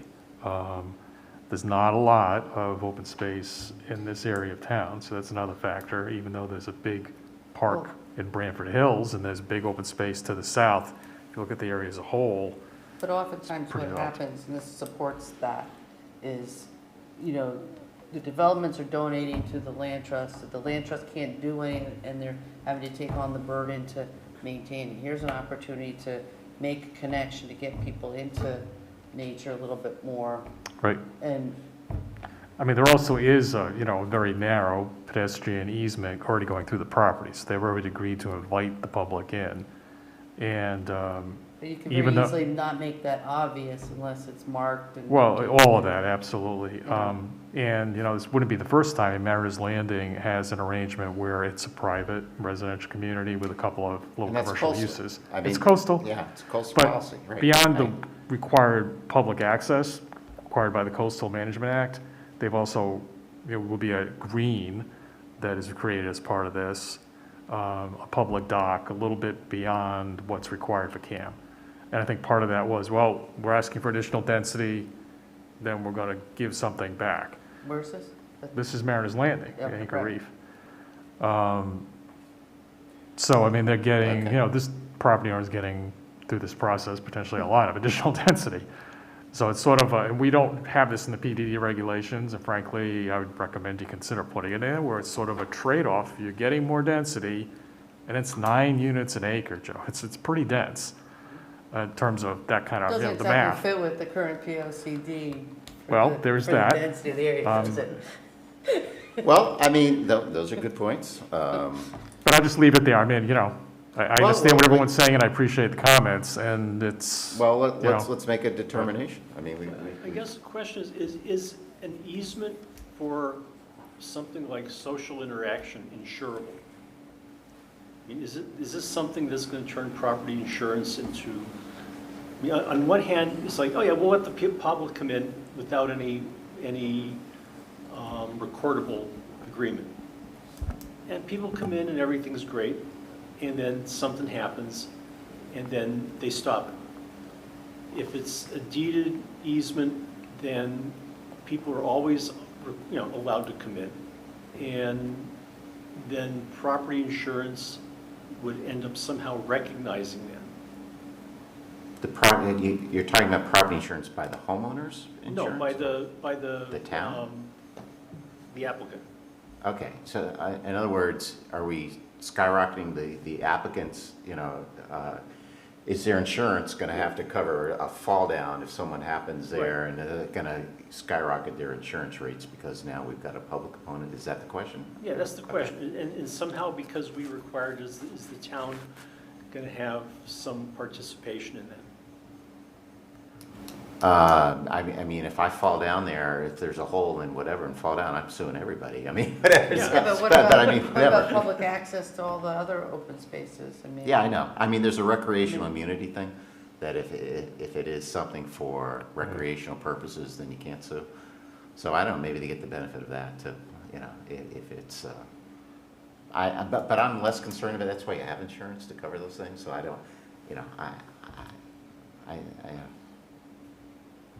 I don't know. But that's, I mean, Harry raised some additional points that, I guess the 2 points, one is that the sort of connectivity element of it, of having this and then connecting down further, and then the second being, is a trade-off for the density. that public access component, and given that we're not requiring 20%, should we? Oh, gosh. So. Yeah, I would take my bite of the apple there. What? I'd take my second bite out of the apple Sure. for the property access. So. I mean, if I can't get the density, at least give me the access, right? Yeah. Yeah, I mean, we raised this. I mean, this is. No, this something- isn't a secret. This was raised during the public hearing, and we raised that, so. I did talk to the administration. They're willing to take the easement as long as no maintenance responsibilities go along with it to the town. Oh, to the town. Sorry. So is anyone revisiting this, or we gonna, do we want the Have easement? we convinced you guys to? I don't know. require it? I'm not convinced. The You're not side convinced, road? and you're not I'll convinced? go along with it. They go along with it? Okay. Okay, so the easement's back in. Okay. You know what? If they want to modify it, come in and explain why. I mean, he gave a sort of a tepid, I don't know. I'm not He confident they're protested, gonna maintain it to encourage people to go in anyway, unfortunately, but at least it would be there. but- Okay. Okay, so now it's in, and then, Okay. okay. At least for now. So that was one of the whereas clauses. So going to the proposed conditions, I thought, because, and this is sort of the process thing, you've got like a plan set that's 20 pages or something, and to file all of those as required by the master plan approval procedure and the zoning regulations takes up a lot of space down the vault, basically. Right. But that's the way the thing's written, so I think we probably should have, second thought, think we should just take this off, just follow the process, all the plan sheets gotta be recorded.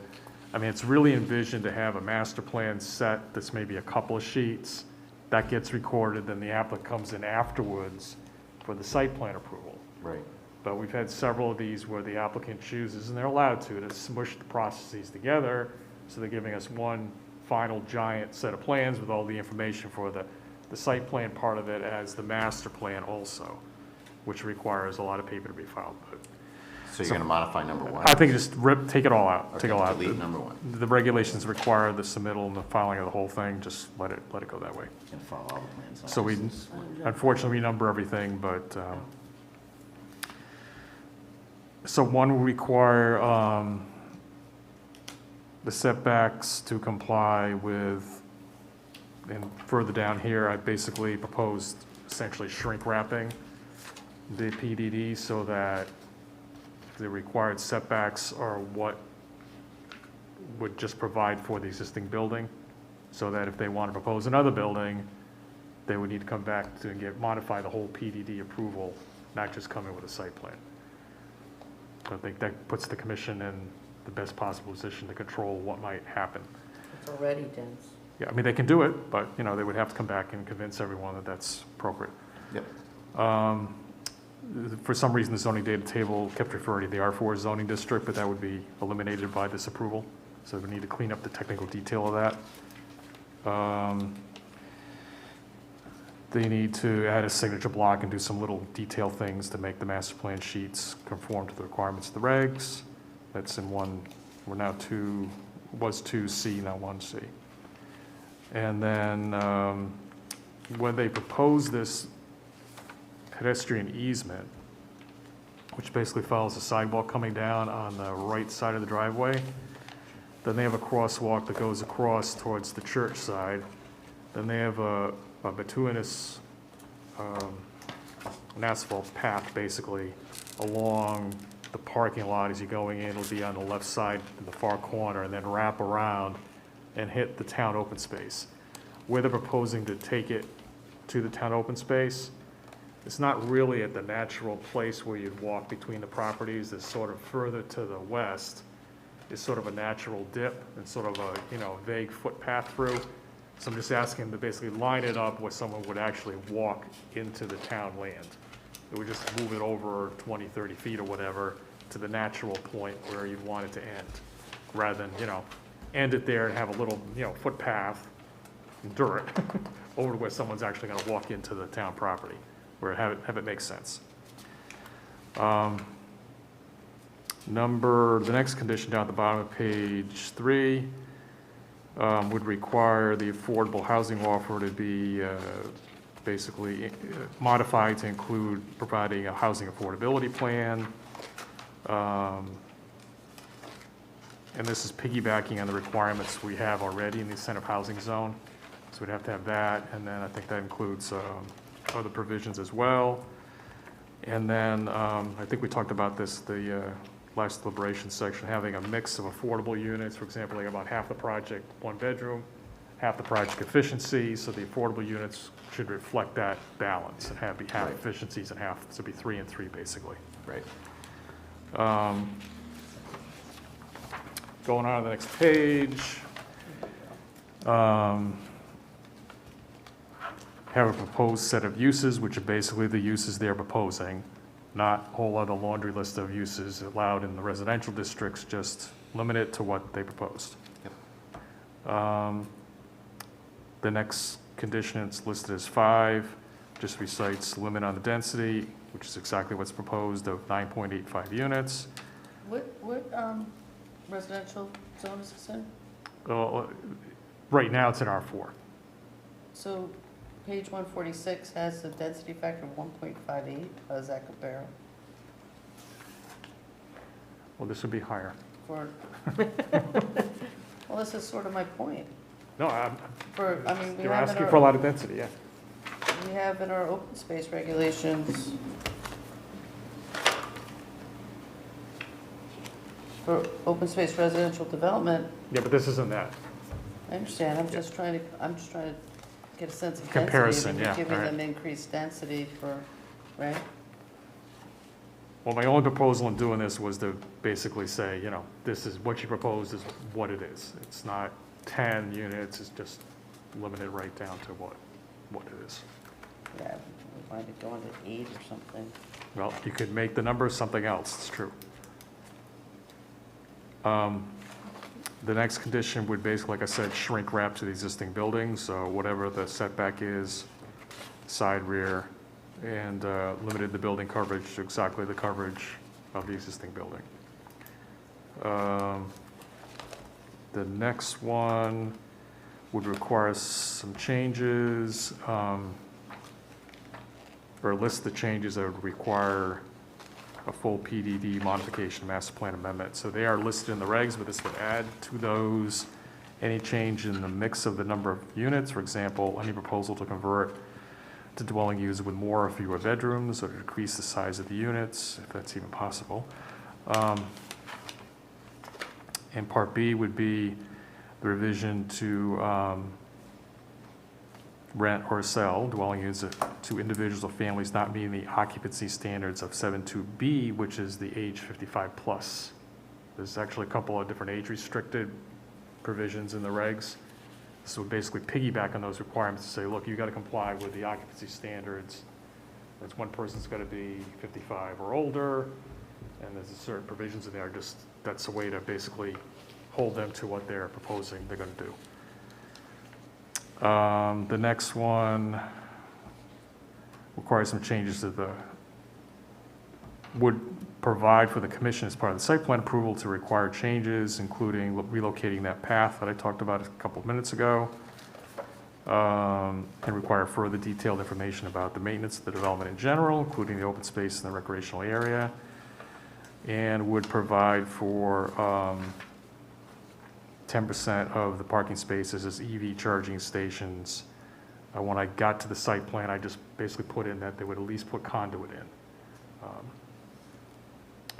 And then number 9 down here would require, allow the commission to require as part of the site plan approval easements for Lions Park would be the first part. And with the provision that they could exclude public overnight between sunset and sunup, and reasonably exclude members of the public engaging behavior could be considered disruptive to the use and enjoyment of the property by public or their residents. Harry, before you go any further, with the electric vehicle charging stations, is this in an economic justice zone? I don't know. Because if it is, the incentives for charging stations right now are really, really high It's like a for low mod economic income? justice zones. So What does this track kind of thing? economic justice economic justice zones. Is that like in a lay area, usually that's like limited to a census tract that's low or moderate income or something? Yeah, like for instance, the animal shelter is actually that Really? part of Route 1, isn't it? Oh. Down by, I can't remember the exact map, but There is one area of town that used to be, I'm not sure it still is, and that's down near the town center. So if it near- is, and you're talking to the developers, they could, it Oh, might all right. pay them to To do check this. out the incentives, because they really are very, very generous right now. And if Economic you want me justice, to connect them with the website, I can do that. Yeah, if you provided that to me, I could get it to them. Okay, I will. Thank you.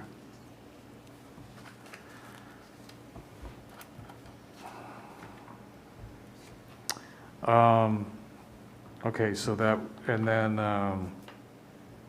there's another requirement in the last sentence there, that the easement would also provide for the maintenance of the landscaping, the vegetation, the benches, the trash receptacles, the sign, and the walkways. Or provide for others who may wish to do that, if approved by the Planning and Zoning Commission. And then require the easement that they've already offered along the sidewalk, the crosswalk, and the walkway I talked about to the town land to the south. That would be 9B. And I'm also proposing that the commission consider a conservation preservation easement for the mature trees and the existing landscaping in Lions Park. Because right now, that landscaping plan shows all the vegetation going. None of it's proposed to be retained, and a whole new landscaping plan is proposed. So that is it for the resolution. And you have "and" after, in 3 dots after 9C. Do you want to delete that? I was thinking about going beyond. I think we're going to delete that because, again, based on the second bite of the apple, really haven't talked much about preserving. I would hope they would preserve the existing trees going in along the building. If they're significant, I kind of cover that in the site plan. Well, I think Proposal. existing trees over a certain caliber need to Yeah, be the significant maintained. trees that are 12 inches in size or bigger, yeah. I mean, that should be a no-brainer. I mean, shrubs, I can understand if they're Yeah. non-native and overgrown. You know, like. Well, there's things a lot like of overgrown yews. You see, like, vegetation around the yews a lot of building. times get Yeah. very- Like, I wouldn't have an issue with that, but. Yeah. I know, in the plans, though, they have an enormous amount of boxwoods that could really be substituted with inkberries or viburnum or other kinds of native Plethora. plants, so. Okay, we can get down to that. I mean, I know that, and I think they testified at the public hearing that almost all the vegetation around the building was overgrown and basically had to be ripped out. I mean, when I looked at it, it looked like there were a couple of significant trees there, birches that, you know, if you could accommodate them, great. If for some reason they're, you know, diseased, they're been overgrown by vines or whatever, then, you know, I have a proposed condition that would require them to be maintained unless they're proposed to be removed, then they justified in doing that. So that brings us to a memorandum with the findings and conditions for a site plan, coastal site plan approval. So basically kind of similar findings with respect to identifying the materials and of the application, the submittal of the coastal site plan, the affordable housing offer, all the other information they've presented and defining that as the amended application. Now there's a technical, got a little word issue there, so when you get down on the 3rd bullet, after amended application in quotes, the rest of the text that says subject to compliance with the fulfillment of the required conditions, that ought to be pulled out and should not be a bullet. It should just come out to the indent line there because it refers to all your 3 bullets above, and you basically, it's a finding that you're saying the application based on all the above is in compliance with requirements for the PDD, the master plan, and the zoning regulations, as long as it complies with the conditions below. Is that clear at all? Sure. Okay. And then you have another finding, number 2, that subject to compliance with the conditions. You find that the existing vegetation, which is pretty substantial along the side and the rear, as well as the front yard, can be used to meet the landscaping requirements. And that's provided in section 63L 3, allows you to do that. And finding 3 is about the coastal site plan standard requirement.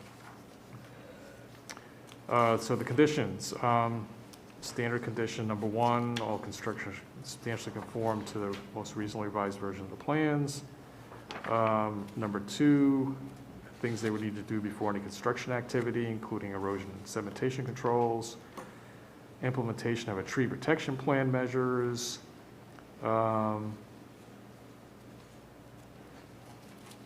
pre-construction meeting with the owner's representative, or contractor, town staff, DEP staff if they want to come, anybody else that makes sense to include. And then number 3 is a list of things they would need to do before they got a zoning permit or zoning authorization for a building permit. They would need to modify the plans to address the setbacks established in the PDD approval, provide more information about continued maintenance of the development,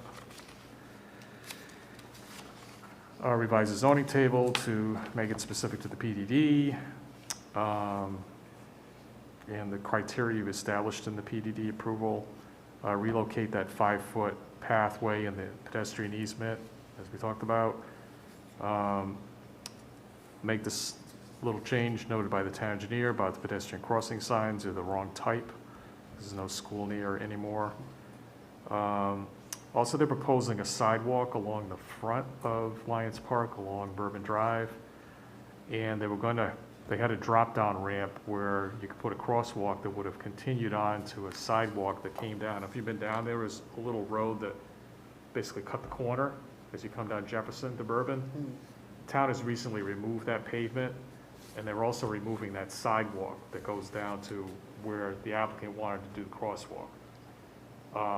Talking to the town engineer, the more appropriate place for the crosswalk would be up near the stop sign at the junction of Jefferson and Bourbon. So you've got a controlled location. Is there a direct connection of the sidewalks to the park where the school used to be? There will be. Okay. So there'll be a piece of sidewalk added. I think they're going to redo the sidewalk on Jefferson, take it all the way down to Bourbon, and add a crosswalk. And then they would have to add a little piece on the other side, the south side of Bourbon, to hook it up to the sidewalk this development would be building along the frontage of Lions Park. So eventually it would all come together. But basically this is saying take out the drop-down ramp. Don't worry about a crosswalk where it's not going to make any sense and the town doesn't want it. But you wanted to put it in where it would make sense? Yeah, but that's going to have to be the town because it's off their property. It's actually partly in front of where the church property. Number G would be cost estimate for public improvements that's required by the regulations. H would require modifications to the landscaping plan, and basically proposing that they not be allowed to do the landscaping they're showing for Lions Park, that they size and diameter of the existing significant trees and other small mature trees in the area be added to the plan, the landscaping plan, with a note that they are to be preserved.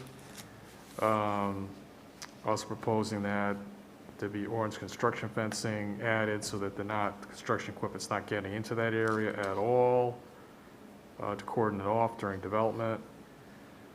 And that if they want to modify the area, they'd have to come back to Planning and Zoning Commission and propose a modification to be approved for it.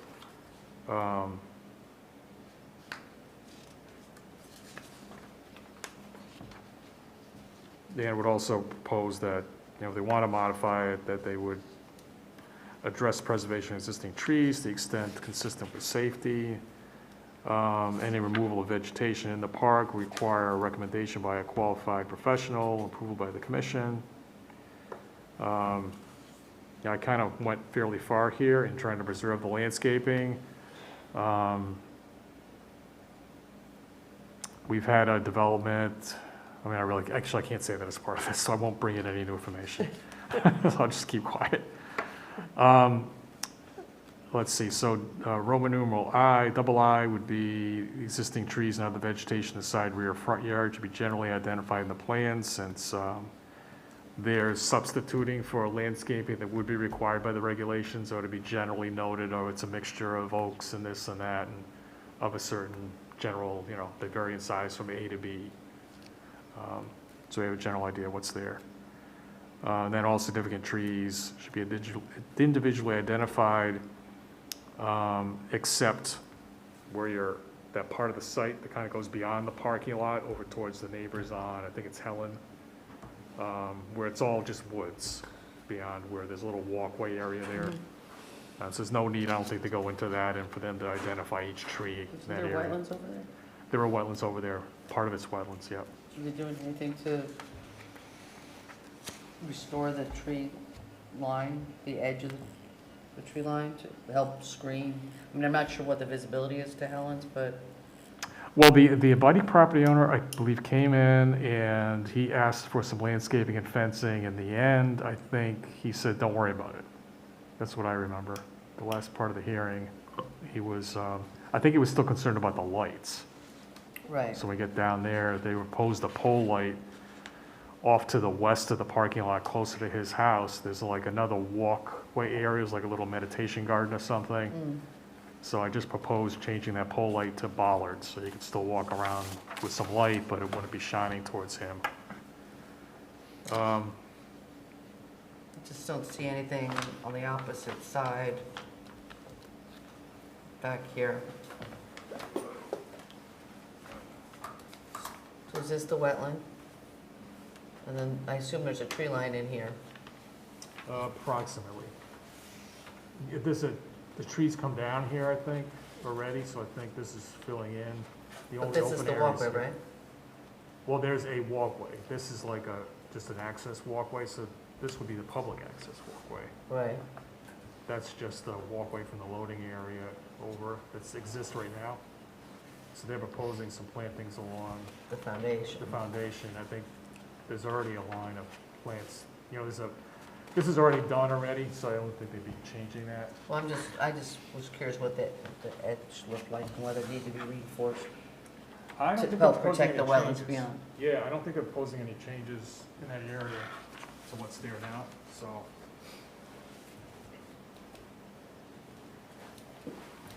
We can put in something if you want Well, I mean, to evaluate it, to be sure.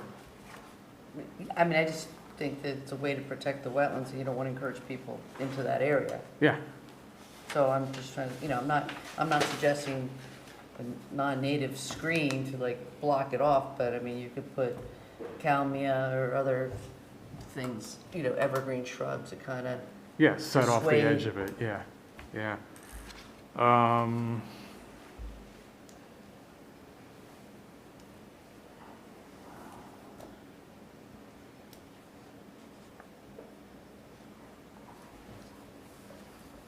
Something like possible,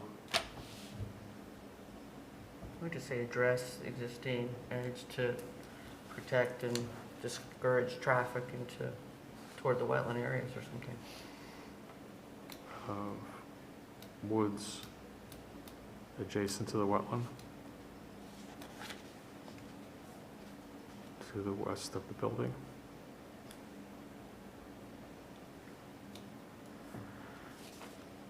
Plant some red cedars, they spread. Sort of a first growth, usually along the wetland edge, you'd see or the wood edge, you'd see like dogwoods or calmia. Oh, yeah, that would be good Something too. along those lines. Yeah. Did this get a wetlands approval? They're not proposing any work in there. The only wetlands approval I think they got was for the outfall of the water from the driveway onto the church property. Are they in the upland review area? That little bit area is, Here's the- but they're not proposing any changes, I don't think, to the parking lot. They're just basically resurfacing it. Yeah, I mean, that wetland right here is getting really close to where that loading is. Yeah, that's all in there, so the only thing they're doing is resurfacing that. I don't think they need anything to do that, as far as I understood. Right, I'm just concerned about the edge.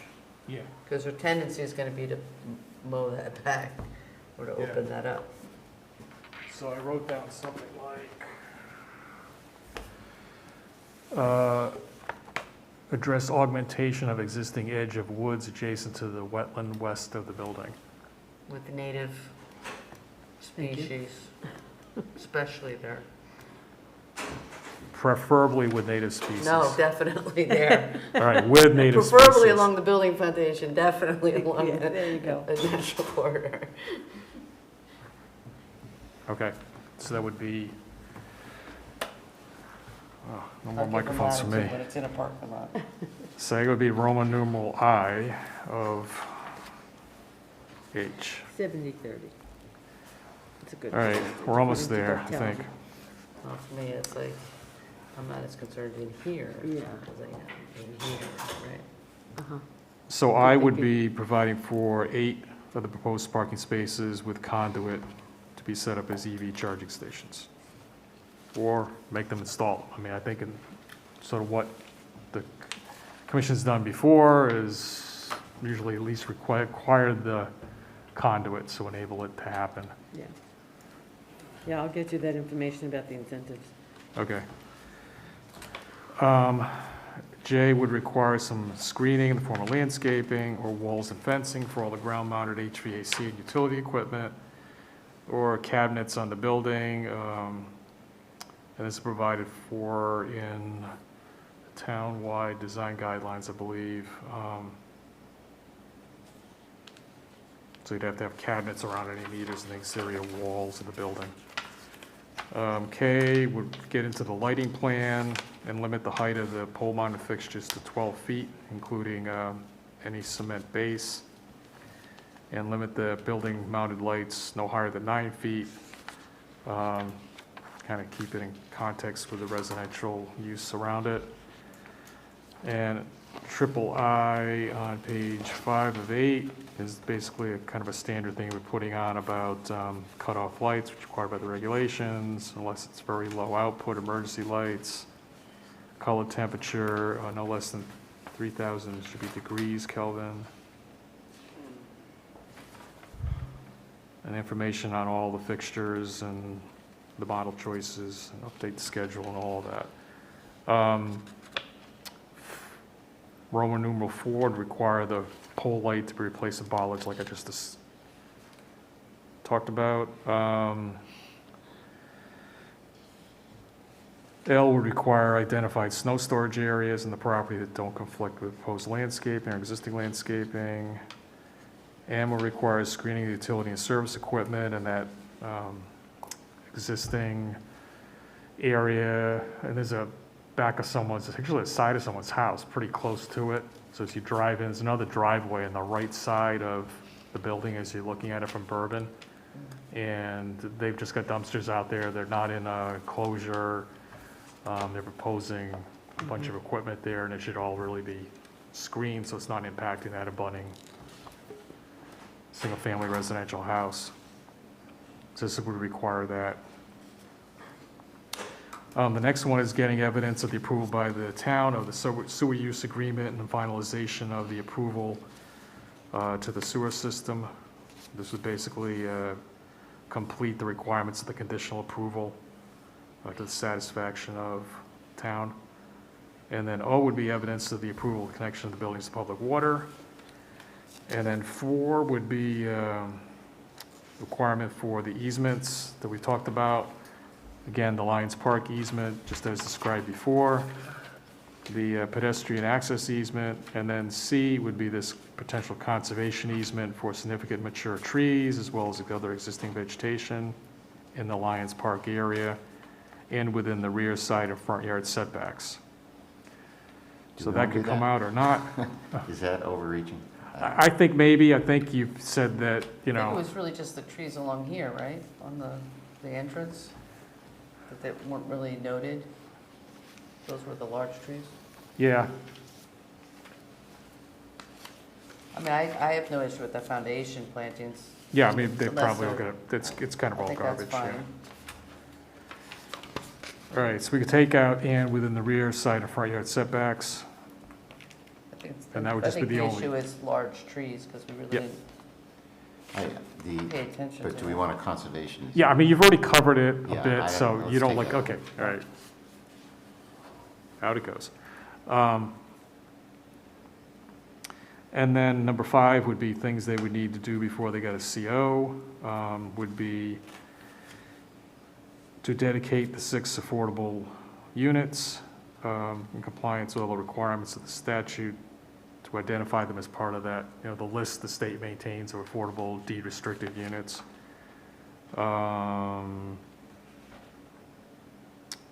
So a requirement for the deed restriction, a housing affordability plan, and that mix of half efficiency, half one-bedrooms to match what they're proposing in the development as a whole. And then 5B would be some modifications to the floor plans showing which units would be restricted as affordable. We went through all this with the incentive housing zone development. As a financial guarantee that's required for all PDDs, that would be C. D would require the completion of all the site work or appropriate financial guarantee, including needed repairs. There's a couple of the benches in Lions Park that, kind of beat up. And then E is final as-builts. 6 would allow them to swap out affordable units. But they just need to show us which one's actually going to be the 6. At all times, they have to have 6 identified in the plan. But it gives them a little flexibility. 7 would require them to maintain occupancy in compliance with the age 55 plus restrictions of that age-restricted section of the zoning regulations. So it would lock them in there. 8 is a standard condition we got from the town engineer about maintaining the stormwater system. And 9 is dust control. Most of these are boilerplate. Additional signage will require approvals. Number 10. Number 11, maintaining the landscaping is an ongoing requirement of approval. That's a standard thing we've been doing. 12, maintenance improvements on the approved plans. It's an ongoing requirement of the approval, including all the stuff in Lions Park right now. Benches, trash receptacles, so forth. Number 13, would require further approval by the commission per the appropriate section of the regulations for any changes. And I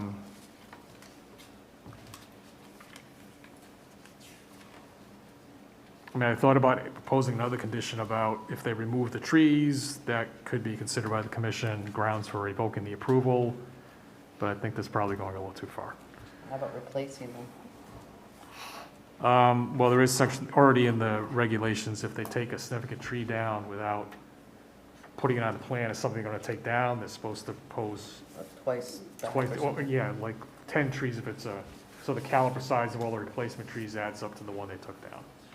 So that would Do we apply. have a fund for that? Because sometimes there's not the physical space to allow for it. No, it could be a little more flexible, but in this case, they probably could find room for them, I suppose. So that's it. Okay, great, thanks, Eric. Okay, So, wow. let's, anything else here? Or- No, I've had enough to say. Okay, so then let's go back to the first motion, the Planned Development District Establishment the petition. Here, we need an effective date on that, right? Yep.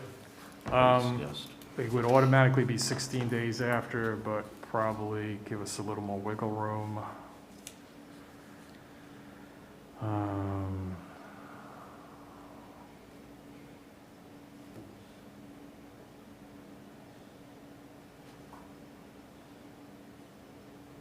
How about May 30th? Okay. Okay, so is there a motion to approve the draft resolution as amended of the Planned Development District Establishment Petition and Master Plan Approval for application number 21-11.4? And again, this is Harry just reviewed with us. It's the first motion with the changes that he made with an effective date of May 30th, 2022. I'll move it. Motion made by Sharon. Is there a second? Second. Second, Jeff. Further discussion? All those in favor? Aye. Aye. Opposed? May as well. Opposed? Okay, so motion passes. And then on the. Did you oppose, Margie? I oppose too. Oh, Okay, yeah. 4-1. Just be consistent. That's right. And then the second one is the site plan. Again, that's not a resolution, but it's the memo here. So I assume what we need is a motion to approve the PDD site plan, coastal site plan application, and adopt the proposed findings and condition approvals that are in the April 29th, to memo as amended that Harry just reviewed with us. And again, I think we need the same effective date one day later or something. Yeah, May 31st. May 31st, with effective date of May 31st, 2022. Someone make that motion. So moved. Motion made by Fred. Is there a second? Second. Second, Joe. Further discussion, all those in favor, say aye. I'll approve the coastal. Aye. 4-1. I don't have issue with the coastal. Oh, so he's. Well, this is the site plan, It's too. the site plan. Oh, but I do have issue. Okay, so 4-1. 4-1, all right. Of the building. Okay, so great, that is off our Done. agenda. So, Okay. okay, so what else we got? We are on item number 4, which is 16 Business Park Drive, Charles Weber, Justin Gargano, site plan modification to add patio and landscaping to the brewery. I understand, what are we doing with that? What's going on? I've gotten in touch with the applicant's representative, and I've got in touch with the applicant very recently and said, this is very incomplete. It really needs to be a special exception modification because 2016, there was a special exception approval for the existing patio area, which is just benches on the grass with a, split rail fence around it. I haven't heard back yet, so I would recommend just tabling this again to the 19th. That's the last day to act on it, so if I don't hear back, really he needs to withdraw this and submit something else, and I offered, hey, we'll sit down with you and go through the application. They just sort of dropped it on our desk and, never contacted us about it until it came in. Okay, so we'll table that one. And then item number 5 is scheduled for a public hearing in our next meeting. Yes. And then item number 6, I guess we're going to table that one as well, or that one? That is potentially going to be withdrawn. We're awaiting the official withdrawal. Okay, so that one's likely to be withdrawn, so we'll just table it for now. Going to news business. Item number 1, this is recreational marijuana. This is a application by the existing medical marijuana facility. They're anxious to go, I guess, and are proposing a zoning regulation amendment to amend both our regulations in the moratorium, which is essentially what would allow their site to do recreational as well as medical. Is that Where's correct? that, Right. over by Business Park Drive, that bank, the old bank? Yeah. So they're proposing slicing out a hybrid retailer, which, Is it an IG zone? yes, it is an IG zone, but the only operation that can qualify for a hybrid retailer is an existing dispensary. So they're the only one in town, so they're the only one that could possibly qualify for a hybrid retailer. But it's retail in an IG1 zone. Depending on how you look at it, no. But you will actually have a whole new zoning classification. They're proposing hybrid cannabis establishment, retail. It's retail, but it's not retail. Can Well, they'd still be- anybody off the street They'd go in and still buy be doing the cannabis? dispensary operation, so in a sense, it's partially a medical clinic at the same time. Can I go Sorry. off the street and buy pot if I wanted to without a doctor's note? Is that what they're proposing? They are proposing that. Yeah. And also serving people who have doctor's notes still. Well, I understand we've approved that. Yeah. Anyway, that's the proposal. We referred it to DEP. They put in also an application for a special exception for the use, even though they're proposing the text amendment to create the use at the same time. Could hear both on the 2nd, but I think that probably makes sense at this point. Just get it on the agenda. Why are there That two works. different applicants?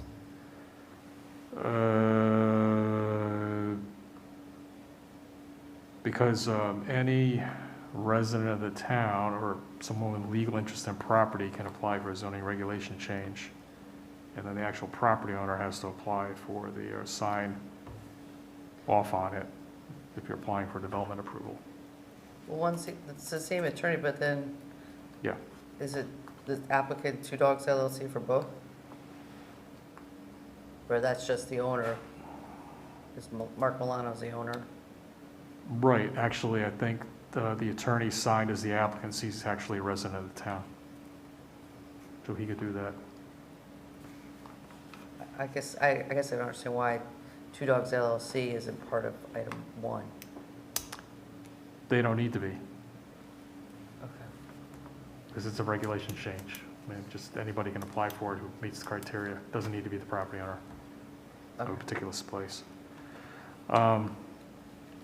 So those are those two, and the next one is the application we just got in, and probably schedule that for the 2nd of June as well. Okay, so June 2nd, marijuana. Yeah. Okay, other business. Could, if you want, talk again about whether you want to keep doing in-person meetings or in June, do something else. The state law actually was passed, signed by the governor, so it'll allow you to go back to, if you want to, Zoom meetings, or if we had the technology, which we don't quite have in place, my understanding, to do the hybrid meeting. We could look into, exploring that with IT and town administration, how that could be done technically. But right now, it seems like the choice is between keep going in person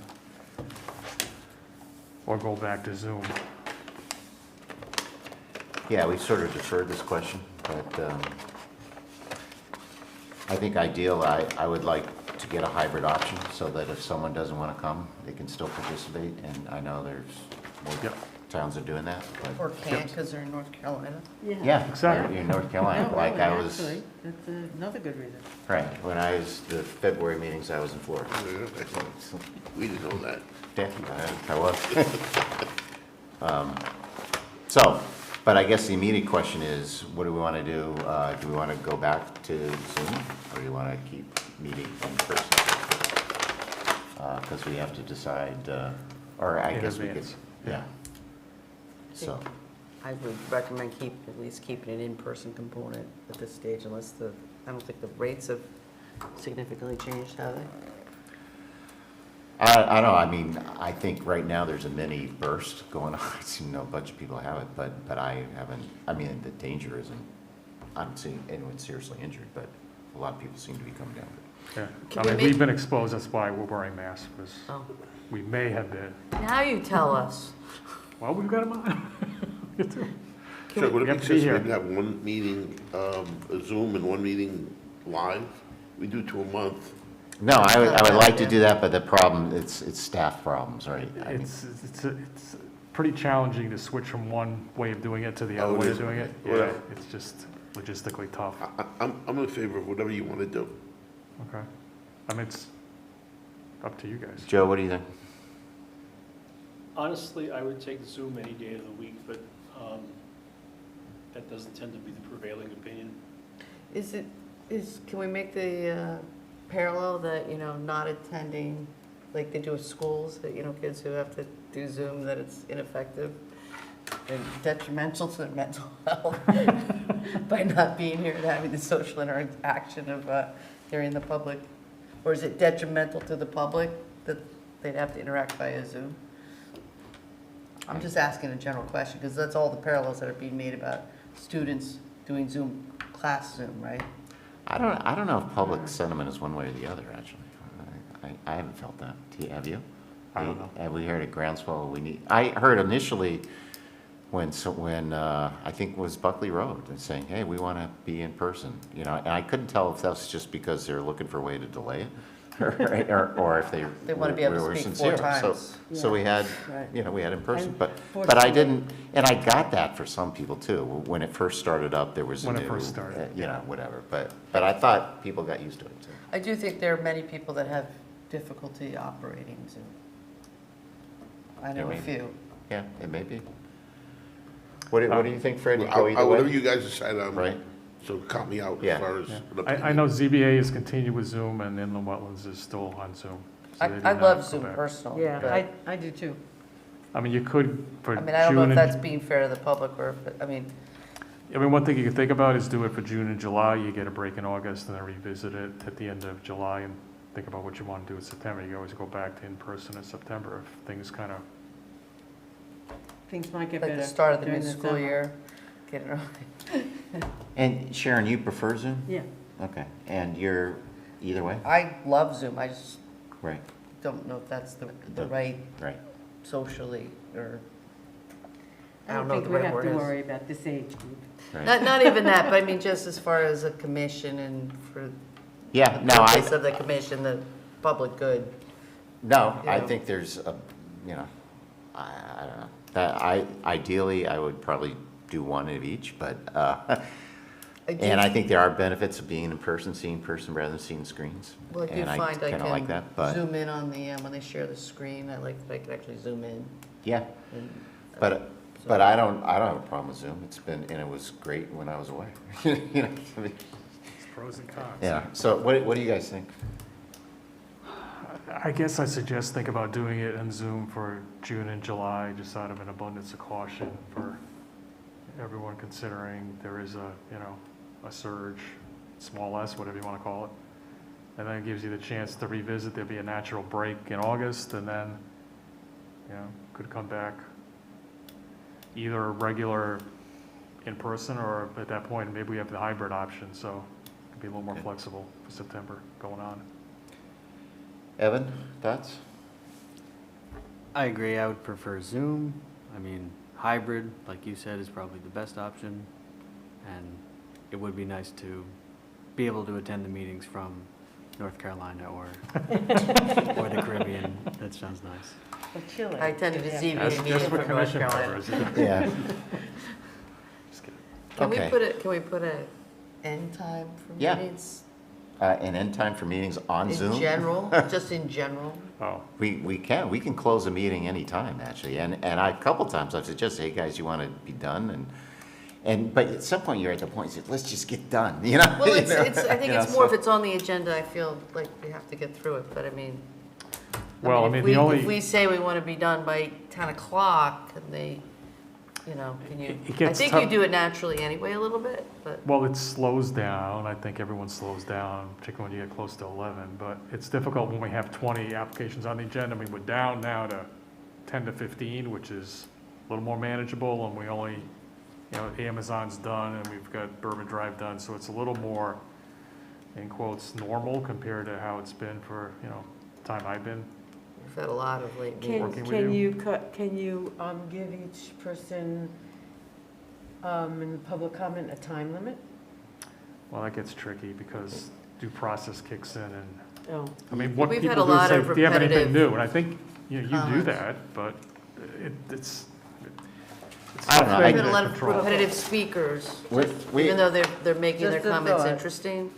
Like that's where I get kind of torn. I mean, it's like the repetitive speakers, like, Yeah, I know. Yeah, and I could do that, and sometimes I've said, look, you don't need to say the same thing someone else did, you can just say, I'm opposed for the reasons said by so-and-so, and whatever, you don't need, you know, and we do that, but, yeah, I'm a little concerned of erring on the side of allowing people to speak, I just don't want to be yelled at for saying, hey, you didn't let me let's speak, speak. No, blah, I blah, get blah. it. just And a thought. so, Chuck, I thought the attorney that was here tonight, I can't recall his name, with the garage, I thought he was very kind to the commission and to you and the staff, seriously. yeah, he complimented staff, I Well, mean, I think he talked That's about nice. the entire Good commission, politics. that was treated with respect and without getting hassled, it was very helpful. And the Right. fact that he got his application approved, you know, tonight, I think it speaks for itself, so. So I think that as much as you've been here much longer than I have, but I remember when our previous chairman was here, it was 3 minutes. It was 3 minutes, that was it, and then it was over, at 9 o'clock, it was and time now, to go. I don't remember, the only time I remember putting a time limit is on like a Costco, or I remember seeing Walmart or whatever, where we have major ones, and then even that, you say you can speak again when you're done, and you know, just because there's so many people you gotta get through. We really have had a major volume. I don't know, I mean, it shows in the numbers or whatever.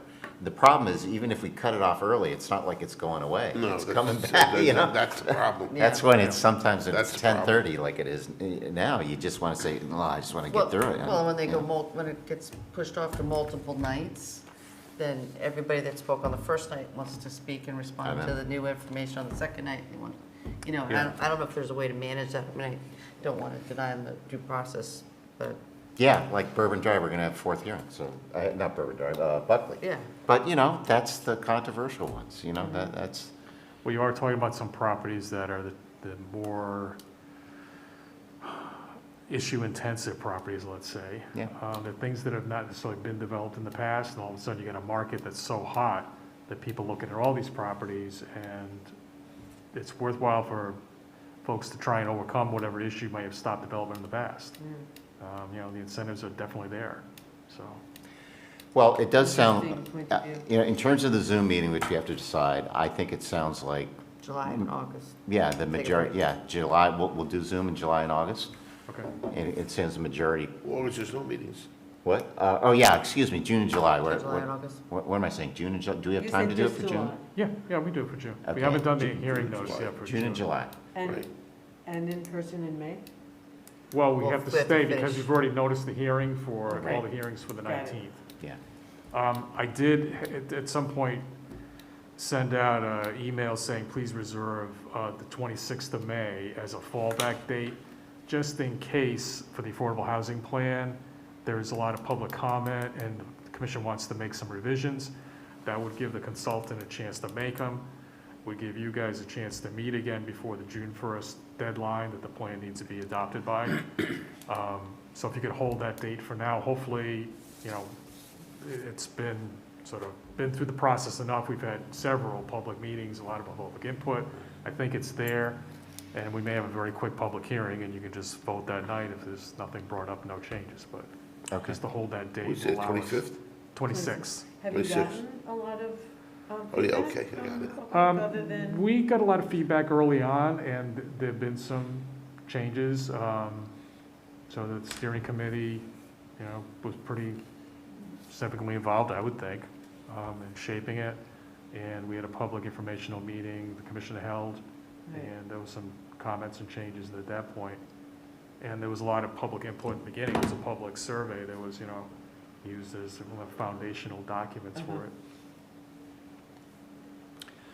Okay, so Zoom, June and July. What Okay. else for other business? I think that's it, unless you have anything else? Nope. Okay. Motion to adjourn? Is a motion made? Is there a Oh, second? I second that one. Second. For discussion, all in favor? Aye. This program was brought to you in part through the support of the Town of Branford. Watch town meetings and other videos on demand at BranfordTV.org.